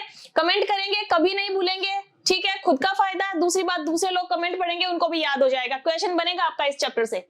चलिए जब हम लोग आरबीआई के फंक्शन डिस्कस कर रहे थे तो मैंने बताया था कि तरलता को कंट्रोल करना, लिक्विडिटी को कंट्रोल करना आपके आरबीआई का मेन फंक्शन है। मतलब बहुत सारे फंक्शन है, सारे फंक्शंस मेन है, लेकिन उनमें से एक मेन फंक्शन है आपका लिक्विडिटी को कंट्रोल करना। ठीक है, पैसे की जो लिक्विडिटी है, तरलता है, उसको कंट्रोल करना भी आरबीआई का काम है।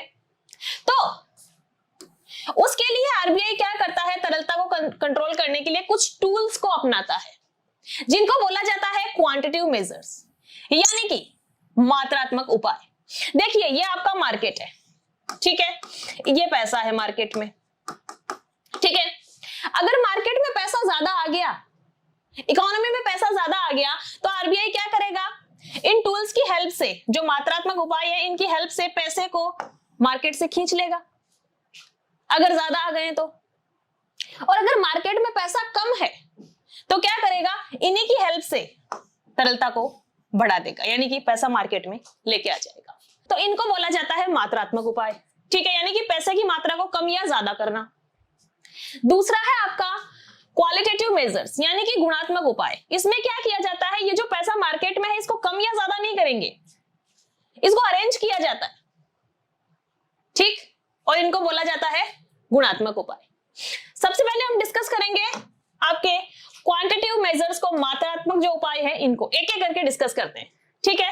Bank rate, CRR, SLR, repo rate, reverse repo rate और आपका एमएसएफ, सारे टर्म्स कुछ भी अननोन नहीं है, आप लोग सुनते हो, न्यूज़पेपर भी पढ़ते हो, तो ये सारी टर्म्स आपको देखने को मिलती है, ठीक है। आप लोग तैयारी कर रहे हो इसलिए भी आप लोगों का ये जानना इंपॉर्टेंट है।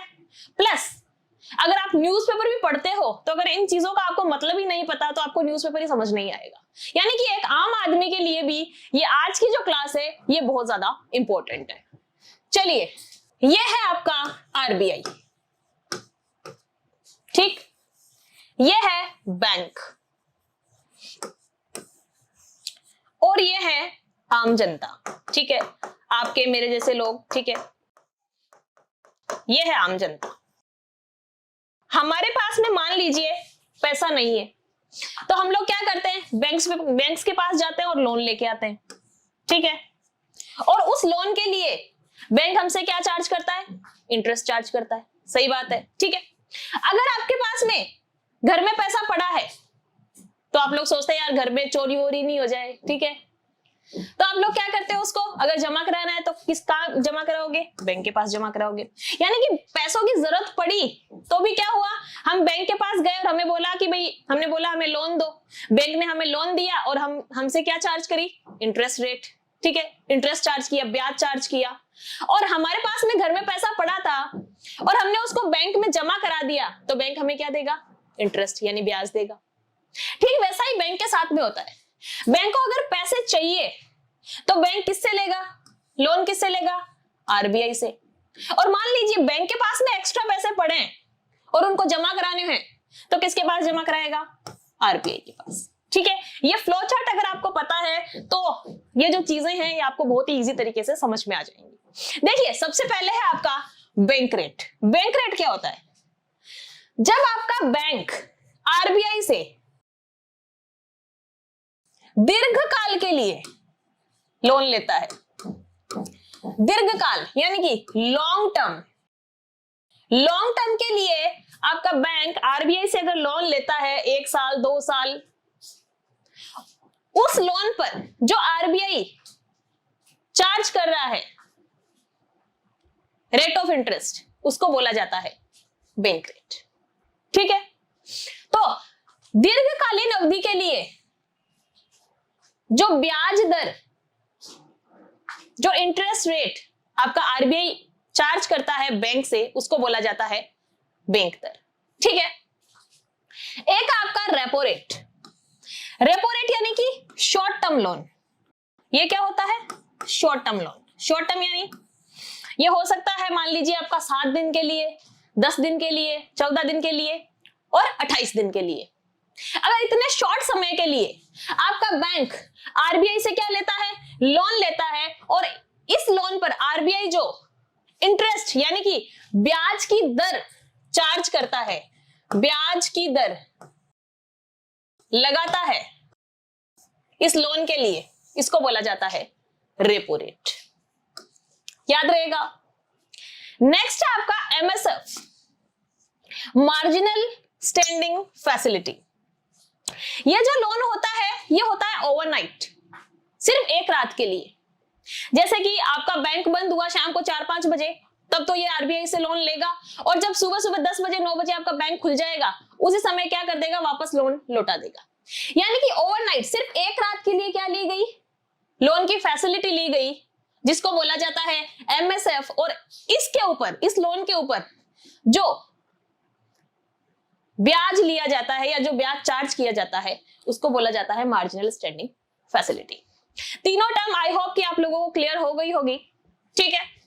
नेक्स्ट है आपकी बैंक रेट, हम लोगों ने देख ली लॉन्ग टर्म के लिए, ठीक है। रेपो रेट देख ली हमने शॉर्ट टर्म के लिए, और एमएसएफ हमने देख ली ओवरनाइट के लिए। अब है आपका रिवर्स रेपो रेट। देखिए ऐसा भी तो हो सकता है कि मान लीजिए बैंक के पास में 10 करोड़ रुपए फ्री पड़े हैं, ठीक है। तो बैंक ने सोचा कि यार फ्री तो पड़े, एक काम करते हैं, इन पैसों को कहां जमा करा देते हैं, आरबीआई के पास जमा करा देते हैं। आरबीआई के पास में 10 करोड़ रुपए को जमा करा दिया। अब आरबीआई क्या करेगा, कुछ ना कुछ ब्याज देगा आपके बैंक को, ठीक है। तो उस इंटरेस्ट रेट को, जो बैंक ने पैसे जमा कराए आरबीआई के पास, और आरबीआई जो पैसे दे रहा है यानी कि जो इंटरेस्ट दे रहा है, उसको बोला जाता है, उस रेट को बोला जाता है रिवर्स रेपो रेट, ठीक है। बैंक रेट क्लियर हो गया, रेपो रेट क्लियर हो गया, रेपो रेट का जस्ट उल्टा आपका रिवर्स रेपो रेट हो गया, ठीक है। और एमएसएफ आपका क्लियर हो गया। अब देखिए यहां पर भी सबसे ज्यादा इंपॉर्टेंट है आपका, जहां से क्वेश्चन बन सकता है, वो है सीआरआर और एसएलआर। इसको समझते हैं। देखिए जैसा कि मैंने बताया, ये है आपका आरबीआई, ठीक, ये है आपका बैंक, ठीक है, और ये है आपकी, ये आप लोग, ठीक है, आपके मेरे जैसे लोग, आम जनता, ठीक है। अभी हम पढ़ रहे हैं सीआरआर, ठीक है। Bank rate, repo rate, reverse repo rate और एमएसएफ हम पढ़ चुके हैं। सीआरआर हम पढ़ रहे हैं, यानी कैश रिजर्व रेशियो। मान लीजिए हम लोगों ने बैंक के पास में, सब लोगों ने मिलके 100 करोड़ रुपए जमा कराए। कितने? 100 करोड़ रुपए। अभी बैंक के पास में कितने रुपए हैं? 100 करोड़ रुपए, ठीक है। तो हम लोगों ने जो पैसे बैंक में जमा करा रखे हैं, वो बैंक के लिए क्या है? लायबिलिटी। क्या है? लायबिलिटी, यानी बैंक की देयताएं हैं, देयताएं, ठीक। फिर बैंक क्या करता है, उस पैसे को आप लोगों ने जमा कराया, कोई और बंदा बैंक के पास में आया और बोला कि हमें लोन चाहिए, तो उस पैसे को क्या दे देता है? लोन के रूप में दे देता है। यानी क्या देता है? ऋण देता है, लोन देता है। और ये जो लोन है, जो बैंक दूसरों को दे रहा है, ये बैंक की परिसंपत्तियां हैं, यानी कि एसेट है। क्या है? परिसंपत्तियां। याद रहेगा, जो जमाएं आम जनता बैंक के पास में जमा करा रही है, वो बैंक के लिए लायबिलिटी है, यानी कि कभी ना कभी उसको वापस चुकानी है, ठीक है। और लोन के रूप में लोगों को पैसा दे रखा आपके बैंक ने, वो बैंक की क्या है? परिसंपत्तियां हैं, ठीक है। मान लीजिए बैंक के पास में 100 करोड़ रुपए हैं, तो क्या बैंक 100 के 100 करोड़ रुपए लोन के रूप में दे देगा? मान लीजिए दे दिए, 100 करोड़ रुपए जमाए हैं, और मान लीजिए 100 के 100 करोड़ रुपए बैंक मैनेजर ने कहा कि दे दो, जितने पैसे हैं सब लोन के रूप में दे दो। फिर मेरे को जरूरत पड़ी पैसों की, मैंने कहा यार 1 करोड़ रुपए बैंक से निकलवा के लेके आते हैं, ठीक है। बड़ा अमाउंट लेते हैं, छोटा अमाउंट क्यों ले, ठीक है। तो मैं बैंक के पास में गई और मैंने कहा भाई मेरे 1 करोड़ रुपए जो है वो मेरे को दो। तो बैंक ऐसे थोड़ा ना कह देगा कि यार 4-5 दिन बाद में आना, वो तो हमने लोन दे दिया, नहीं कह सकता। ऐसे तो हमारा बैंकिंग सिस्टम ही कोलैप्स हो जाएगा, ठीक है, विश्वास ही खत्म हो जाएगा। तो बैंक कभी भी जितना पैसा बैंक के पास में है अवेलेबल, वो सारा का सारा लोन के रूप में नहीं देता है। अपने पास में कुछ पैसा बचा के रखता है कि लोग क्या करेंगे, अपने पैसे को विड्रॉल कराने के लिए भी तो आएंगे। अब आप कहेंगे मैम जमा कराने के लिए भी तो आएंगे, अरे तो जमा कराया, उससे भी अगर मांगने वाले लोग ज्यादा है तो फिर क्या करोगे? कहने का मतलब बैंकिंग सिस्टम विश्वास बनाए रखता है और इतना पैसा अपने पास में बचा के रखता है कि अगर कोई भी विड्रॉल के लिए आता है तो जितने पैसे उसको चाहिए वो बैंक हाथों हाथ अवेलेबल करवा देता है। ठीक है, क्या हमें ऐसी कभी कोई टेंशन होती है कि अरे यार बैंक के पास जा तो रहे हैं पर पैसे खत्म हो गए तो बैंक के पास? ऐसा कभी नहीं सोचते हम लोग। हम लोग क्या सोचते हैं, अच्छा इतने रुपए तो बैंक से पड़े कभी निकलवा लेंगे। तो ये ट्रस्ट क्यों है हमारा बैंक पर? CRR की वजह से। ठीक है, ये 100 करोड़ रुपए हैं, इसका 4% बैंक क्या करता है, CRR कैश रिजर्व रेशियो में रखता है। CRR RBI के पास में जमा करके, यानी कि 4 करोड़ रुपए, 10 करोड़ का 4% कितना हो गया, 4 करोड़ रुपए क्या करेगा, RBI के पास में जमा करा देगा और जब जरूरत पड़ेगी तो RBI से लेके जब हम विड्रॉल करने जाएंगे तो हमको दे देगा। ठीक, ये है आपका कैश रिजर्व रेशियो। एक है आपका SLR। SLR क्या होता है? अब बोलेंगे मैडम मान लीजिए 4 करोड़ की जगह 5 करोड़ अगर विड्रॉल वाले लोग आ गए, फिर आप क्या करोगे? आपके पास तो 4, मतलब बैंक के पास तो 4 करोड़ रुपए ही हैं। तो उसके लिए प्लान बी, प्लान ए हमारा क्या है, CRR। ठीक है, प्लान बी क्या है हमारा, SLR। बैंक क्या करेगा, जैसे ये जो 100 करोड़ थे इसमें से 4 करोड़ तो हमने CRR मेंटेन कर लिया। ठीक है, अब 18%, कितना, 18%, यानी कि 18 करोड़ जो है उसके बॉन्ड खरीद लेगा। बॉन्ड बोल दीजिए या फिर सरकार की प्रतिभूतियां, सिक्योरिटीज खरीद लेगा। जो सरकार के बॉन्ड या फिर जो सिक्योरिटीज होती हैं वो लिक्विड होती हैं, तरल होती हैं, आप जब चाहे उनको कैश में कन्वर्ट करवा सकते हैं।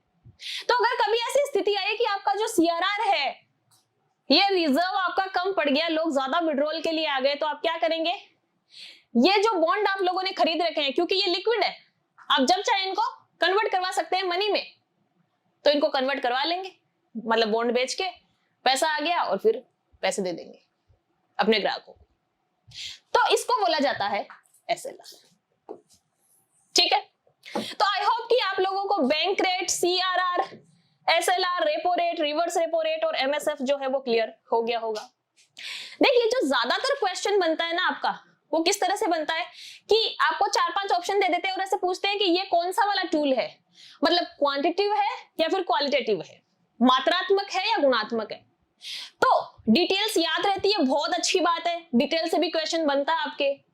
लेकिन अगर नहीं भी टाइम है याद करने का तो आपको ये पॉइंट्स याद रखने हैं। आपको पता होना चाहिए कि बैंक रेट जो है वो मात्रात्मक उपाय है, रेपो रेट मात्रात्मक उपाय है।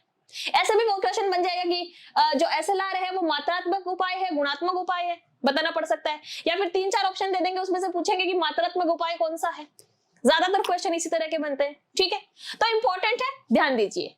मात्रात्मक उपाय हम लोगों ने डिस्कस कर लिए हैं। ठीक है, अब हम डिस्कस कर रहे हैं आपके गुणात्मक उपाय। ठीक है, क्वालिटेटिव मेजर्स, जिसमें सबसे पहला है आपका मार्जिन रिक्वायरमेंट, नेक्स्ट है आपका consumer credit regulation, next rationing of credit, ठीक है, यानी क्रेडिट की राशनिंग, मोरल सुएशन यानी कि नैतिक दबाव, ठीक है, और डायरेक्ट एक्शन यानी कि प्रत्यक्ष कार्रवाई। 1 बाय 1 करके पढ़ते हैं।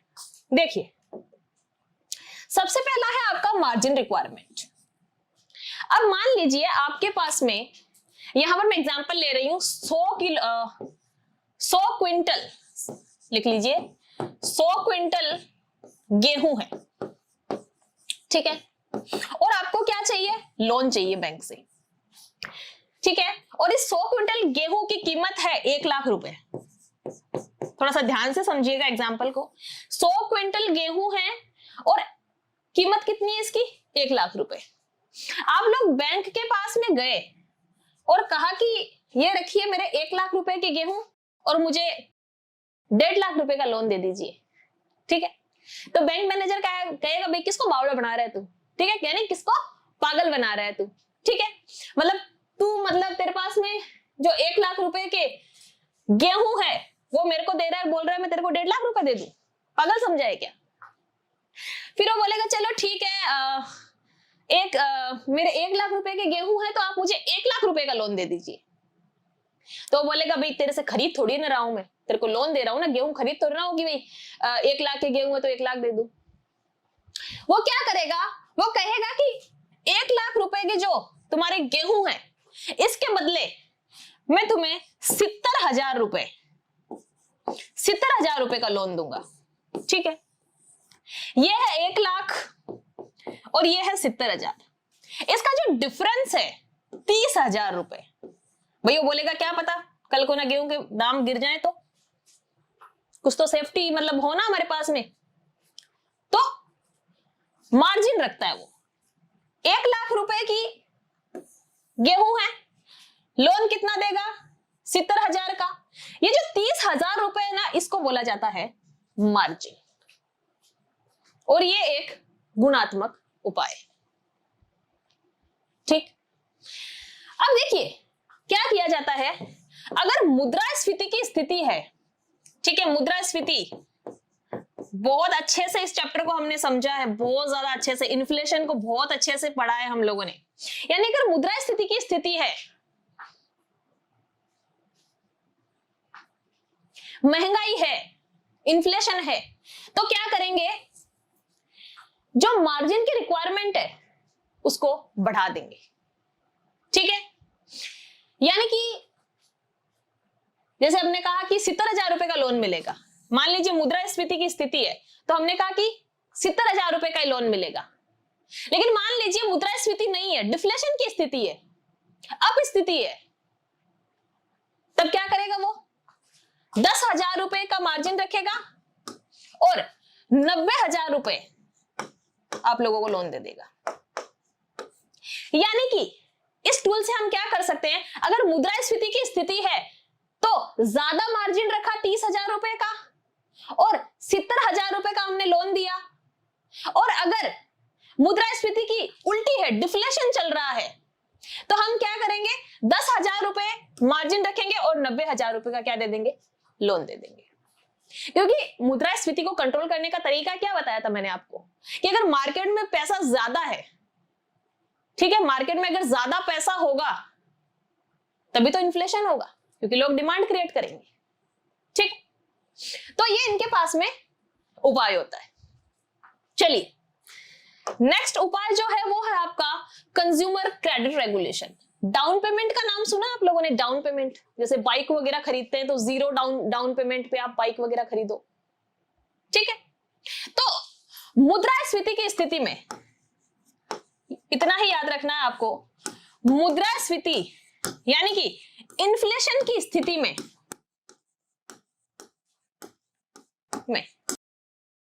डाउन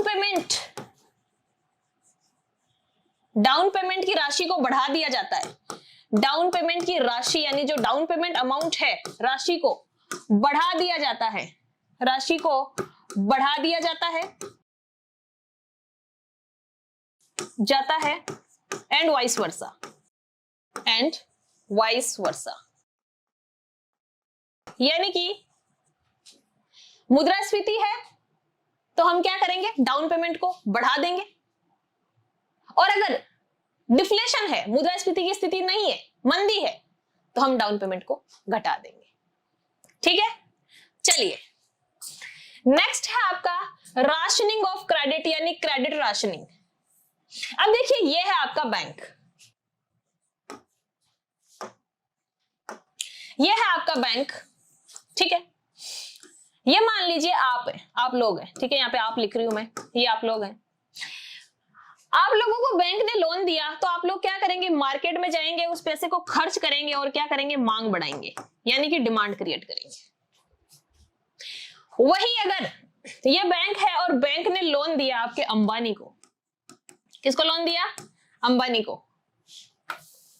तो अंबानी क्या करेगा, क्या अंबानी हमारी तरह जाकर मार्केट में उसको खर्च करेगा लोन को, नहीं, वो क्या करेगा, निवेश करेगा। ठीक है, निवेश करेगा, और निवेश करेगा तो उत्पादन बढ़ेगा। ठीक, निवेश करेगा तो उत्पादन बढ़ेगा, और उत्पादन बढ़ेगा तो बाजार में आपूर्ति बढ़ेगी। ये देखिए, बैंक ने उपभोक्ता ऋण दिया, इसको बोलते हैं उपभोक्ता ऋण, उपभोक्ता ऋण, उपभोक्ता ऋण, और इसको बोलते हैं निवेशकों को ऋण, निवेशकों को ऋण। अगर बैंक ने उपभोक्ता ऋण दिया तो उपभोक्ता ने क्या किया, उस लोन को लिया और बाजार में जाकर डिमांड क्रिएट करी, मांग क्रिएट करी, ठीक है। और वही अगर बैंक ने निवेशकों को ऋण दिया, अंबानी को ऋण दिया, तो अंबानी क्या करेगा, उस पैसे को निवेश करेगा, निवेश करेगा तो उत्पादन बढ़ेगा, और अगर उत्पादन बढ़ेगा तो बाजार में क्या बढ़ेगी, आपूर्ति बढ़ेगी, ठीक है। तो आपका जो आरबीआई है वो बैंकों को क्या इंस्ट्रक्शन देगा कि अगर महंगाई है यानी कि मुद्रास्फीति की स्थिति है तो आप क्या करो, ये जो उपभोक्ता है ना इनको ऋण कम दो, इनको ऋण कम दो, क्योंकि ये और ज्यादा महंगाई को बढ़ा रहे हैं, और इनकी जगह किसको ऋण दो, निवेशकों को। और वही अगर मंदी की स्थिति है तो आपका आरबीआई बैंक्स को क्या बोलेगा कि मंदी चल रही है, तो आप क्या करो, निवेशकों को ऋण थोड़ा कम दो और उपभोक्ताओं को ऋण थोड़ा ज्यादा दो, ताकि ये मार्केट में जाएं और डिमांड क्रिएट करें। तो इसको बोला जाता है क्रेडिट की राशनिंग, ठीक है। चलिए नेक्स्ट आपका नैतिक दबाव। नैतिक दबाव में क्या होता है, एक रिक्वेस्ट करता है, मतलब जो आपका आरबीआई है ना वो बैंक से रिक्वेस्ट करता है, ठीक है, इसलिए तो इसको नैतिक दबाव बोला गया। नैतिक दबाव में आपका आरबीआई बोलता है कि आप जो भी लोन वगैरह दे रहे हैं, ठीक है, जो आरबीआई के इंस्ट्रक्शंस हैं उसके हिसाब से आप लोगों को लोन दे, हमारी जो स्ट्रैटेजीज हैं या फिर हम लोग जो इंस्ट्रक्शंस दे रहे हैं वो आप लोग फॉलो करें प्लीज, मतलब एक तरीके से बैंक से रिक्वेस्ट करता है। और नैतिक दबाव एक गुणात्मक उपाय है। क्वेश्चन बनता है कि नैतिक दबाव आपका गुणात्मक उपाय है या फिर मात्रात्मक, तो ये गुणात्मक उपाय है, ठीक है। इसमें रिक्वेस्ट की जाती है आपके आरबीआई द्वारा बैंक्स को कि भाई हम जो भी इंस्ट्रक्शंस हैं आप उनको फॉलो करिए और उसके हिसाब से हम जैसे बोल रहे हैं उसी हिसाब से आप लोग काम करिए, ठीक है। नेक्स्ट है आपका डायरेक्ट एक्शन, प्रत्यक्ष कार्यवाही। आरबीआई ने बैंक से रिक्वेस्ट करी भी आरबीआई के जो है वो इंस्ट्रक्शंस को फॉलो करो, जिस हिसाब से हम बोल रहे हैं उसी हिसाब से लोगों को क्रेडिट दो, मनी सप्लाई जो है उसी हिसाब से मैनेज करो। और अगर बैंक्स उन इंस्ट्रक्शंस को नहीं मानते हैं तो बैंक आपका आरबीआई क्या कर सकता है, बैंक्स पर डायरेक्ट एक्शन ले सकता है, प्रत्यक्ष कार्यवाही कर सकता है, और ये एक गुणात्मक उपाय है। आप लोग अपना स्कोर जो है वो कमेंट सेक्शन में जाके कमेंट करेंगे कि कितने क्वेश्चन आप लोगों के राइट हुए, ठीक है। दोनों चैप्टर मैंने पढ़ा दिए हैं, कितना आपको समझ में आया वो मुझे स्कोर से पता चलेगा। कमेंट सेक्शन में जाके कमेंट करिएगा कितना आपका स्कोर रहा, ठीक है। चलिए सबसे पहले the monetary policies India is formulated bye, ठीक है। इतना इजी क्वेश्चन याद हो गया होगा बिल्कुल आप लोगों को कि भारत की मौद्रिक नीति किसके द्वारा तैयार की जाती है। कमेंट करिए, सब लोगों का सही होना चाहिए ये वाला क्वेश्चन। कमेंट सेक्शन में जाइए, कमेंट करिए कि भारत की मौद्रिक नीति कौन बनाता है, मॉनेटरी पॉलिसी कौन फॉर्मुलेट करता है, बताइए। बच्चे को पता है आरबीआई आपका रिजर्व बैंक ऑफ इंडिया, ठीक है। Option number C will be your right answer.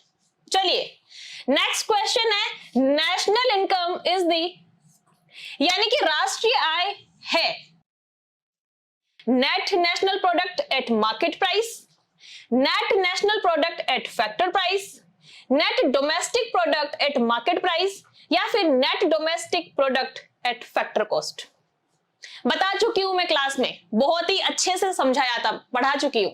बताइए कमेंट सेक्शन में कमेंट करिए क्या आंसर होगा इसका, कि राष्ट्रीय आय है बाजार मूल्य पर शुद्ध राष्ट्रीय आय, या फिर कारक लागत पर शुद्ध राष्ट्रीय उत्पाद, या फिर बाजार मूल्य पर शुद्ध घरेलू उत्पाद, या फिर कारक लागत पर शुद्ध घरेलू उत्पाद। कमेंट करिए। जब क्लास हुई थी तो मैंने आपको बताया था कि एनएनपी, ठीक है, net national product at factor cost जो होता है, यानी कि कारक लागत पर शुद्ध राष्ट्रीय उत्पाद जो है उसी को हम क्या बोलते हैं, उसी को हम बोलते हैं हमारा नेशनल इनकम। यानी कि ऐसा लिखवाया था मैंने आपको, याद करिए, एनएनपी, ठीक है, आपका फैक्टर कॉस्ट पे मैंने बताया था जो होगा उसी को हम क्या बोलते हैं, NNP, factor cost, net national product at factor cost, यानी कारक लागत पर शुद्ध राष्ट्रीय उत्पाद, ये आपका नेशनल इनकम है। बहुत ज्यादा इंपॉर्टेंट है, डबल स्टार लगा लीजिए आप इस क्वेश्चन को, ठीक है, याद रखना है। चलिए next, which one of the following committee is associated with the banking sector reforms in India? बताइए, सब कुछ पढ़ाया हुआ है आप लोगों को क्लास में कि निम्नलिखित में से कौन सी समिति भारत में बैंकिंग क्षेत्र के सुधारों से जुड़ी हुई है? कौन सी कमेटी है आपकी? नरसिम्हन कमेटी। आप लोग जाकर कमेंट सेक्शन में मुझे बताइए कि नरसिम्हन कमेटी जो है उसकी स्थापना कब हुई थी, ठीक है, गूगल करिए, कमेंट करिए, इंपॉर्टेंट है, ठीक है। तो निम्नलिखित में से कौन सी समिति भारत में बैंकिंग क्षेत्र के सुधार से जुड़ी है? तो वो है आपकी ऑप्शन नंबर बी, यानी कि Narasimhan committee will be your right answer. चलिए next, banks in India were nationalised for the first time in the year. 3 से 4 बार रिपीट हो चुकी है ये चीज, याद हो जानी चाहिए, इंपॉर्टेंट है।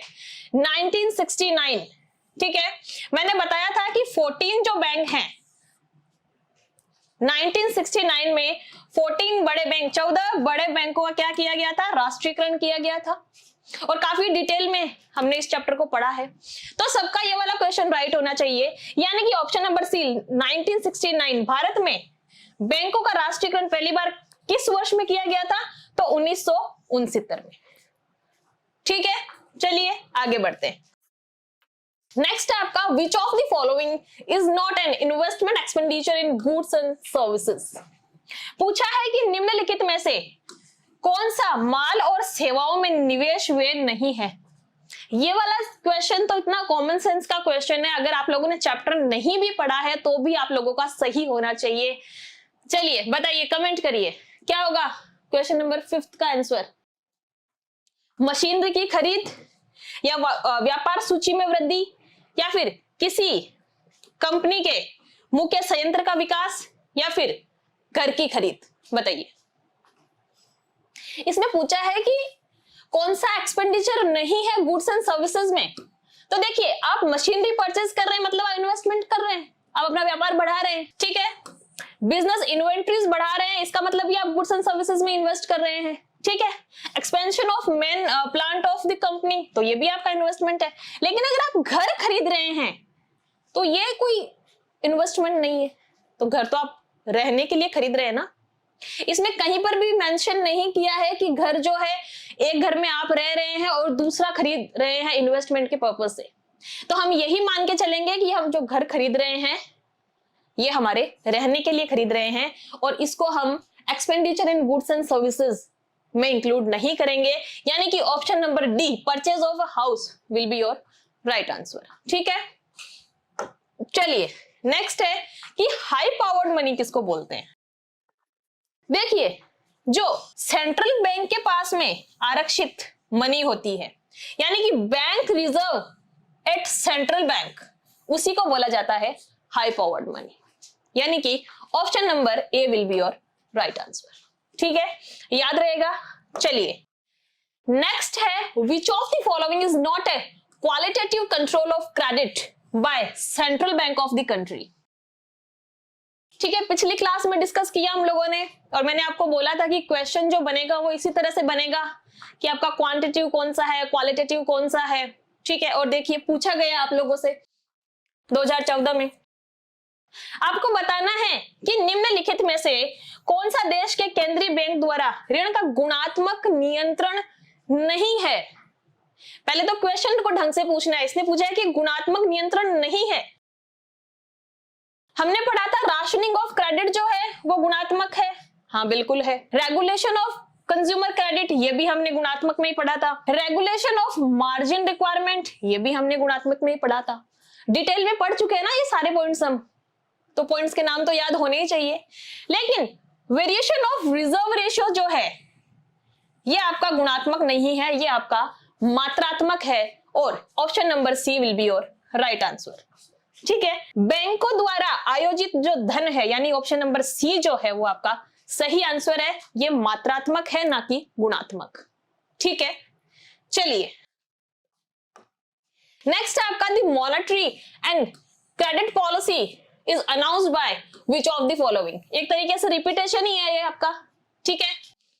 बताइए, ये वाला क्वेश्चन तो सबका सही होना चाहिए कि मौद्रिक और ऋण नीति की घोषणा किसके द्वारा की जाती है। भाई बहुत बार मैं बता चुकी हूं, बिल्कुल याद हो गया है आप लोगों को, किसके द्वारा, आरबीआई के द्वारा, रिजर्व बैंक ऑफ इंडिया, यानी कि option number B will be your right answer. चलिए, भारतीय reserve bank. Next, gross national product minus depreciation allowance, तो आपके पास में क्या निकल के आएगा बताइए। जब मैंने आपको नेशनल इनकम वाला चैप्टर पढ़ाया था तो मैंने आपको ग्रोस को नेट में कन्वर्ट करना भी सिखाया था। इसमें पूछा है कि अगर आप सकल राष्ट्रीय उत्पाद में से मूल्यह्रास भत्ता निकाल देंगे, तो भाई जब आप ग्रोस में से डेप्रिसिएशन को माइनस करते हो तो आपके पास में क्या आता है, नेट आता है। तो ग्रोस नेशनल प्रोडक्ट में से डेप्रिसिएशन को आप माइनस करोगे तो आपके पास में क्या आ जाएगा, नेट नेशनल प्रोडक्ट आ जाएगा, ठीक है। यानी कि ऑप्शन नंबर सी, शुद्ध राष्ट्रीय उत्पाद, net national product will be your right answer. चलिए, नेक्स्ट है the 1 rupee note bear the signature of. ये वाला क्वेश्चन भी मैं आपको बता चुकी हूं, ठीक है। मनी वाला चैप्टर जब हमने पढ़ा था फर्स्ट क्लास में, आई थिंक बताया था मैंने आप लोगों को, किसके सिग्नेचर होते हैं आपके 1 रुपए के नोट पर, बताया था मैंने, वित्त सचिव के, ठीक है, वित्त सचिव के, यानी कि secretary ministry of finance. Option number C will be your right answer. सचिव वित्त मंत्रालय, यानी कि सी जो है वो आपका राइट आंसर है। इंपॉर्टेंट है, याद रखने, ये सारे सवाल आपके एसएससी ने पूछ रखे हैं, ठीक है। आप लोगों को आइडिया हो जाना चाहिए कि किस तरह से सवाल बनते हैं। चलिए, नाबार्ड का फुल फॉर्म बताइए। नाबार्ड स्टैंड्स फॉर, नाबार्ड का मतलब क्या है, तो नाबार्ड का फुल फॉर्म है National Bank for Agriculture and Rural Development, ठीक, यानी कि राष्ट्रीय कृषि और ग्रामीण विकास bank. Option number B will be your right answer, ठीक है। चलिए, आप लोग मुझे कमेंट करके बता दीजिए नाबार्ड की स्थापना कब हुई थी, ठीक है। कमेंट सेक्शन में जाइए, कमेंट करिए कि आपका जो नाबार्ड है, फुल फॉर्म तो मैंने बता दिया आपको, national Bank for Agriculture and Rural development, लेकिन नाबार्ड की स्थापना कब हुई थी और नाबार्ड का मेन फंक्शन क्या है, जो मेन फंक्शन है और जो एस्टैब्लिशमेंट ईयर है, आप लोग कमेंट सेक्शन में जाके कमेंट करके मुझे बताएंगे। चलिए, which is the parameter for the economic development, यानी कि आर्थिक विकास का पैमाना क्या है। काफी आसान सवाल है। आपका आर्थिक विकास का पैमाना क्या है, आपकी नेशनल इनकम, यानी जो आपकी राष्ट्रीय आय है, वही आपका इकोनॉमिक डेवलपमेंट पैरामीटर है, ठीक है। चलिए, यानी कि option number B will be your right answer, ठीक। नेक्स्ट है the interest rate policy is a component of. अभी अभी हम लोगों ने ये वाला चैप्टर कंप्लीट किया है, बिल्कुल याद होना चाहिए आपको कि ब्याज दर नीति एक घटक है किसका, आपकी मौद्रिक नीति का, मॉनेटरी पॉलिसी का। Option number B will be your right answer, ठीक है। चलिए, नेक्स्ट है imperial bank was constituted in the year. जब चैप्टर करवाया था तो 2-3 बार रिपीट करके बताया था मैंने आपको इंपेरियल बैंक के बारे में, ठीक है, कि इंपेरियल बैंक का गठन किस वर्ष किया गया था। ये वही इंपेरियल बैंक का आपका जो बाद में आपका एसबीआई बना था। मैंने बताया था आपको कि इंपेरियल बैंक का गठन कब हुआ था, तो हुआ था आपका 1921 में, ठीक है, 1921। Option number D will be your right answer. चलिए, तो ये कुछ पीवाईक्यूज थे आपके बैंक, मनी एंड बैंकिंग और नेशनल इनकम वाले चैप्टर से, ठीक है। इससे आप लोगों को आइडिया हो गया होगा किस तरह के सवाल आपके एसएससी पूछता है, ठीक है। तो लगे रहिए, तैयारी करते रहिए, जुड़े रहिए डिजिटल तैयारी के साथ में। सब्सक्राइब कर लीजिए, अगर सब्सक्राइब नहीं किया है चैनल को, बेल आइकन प्रेस कर दीजिए। Thank you so much.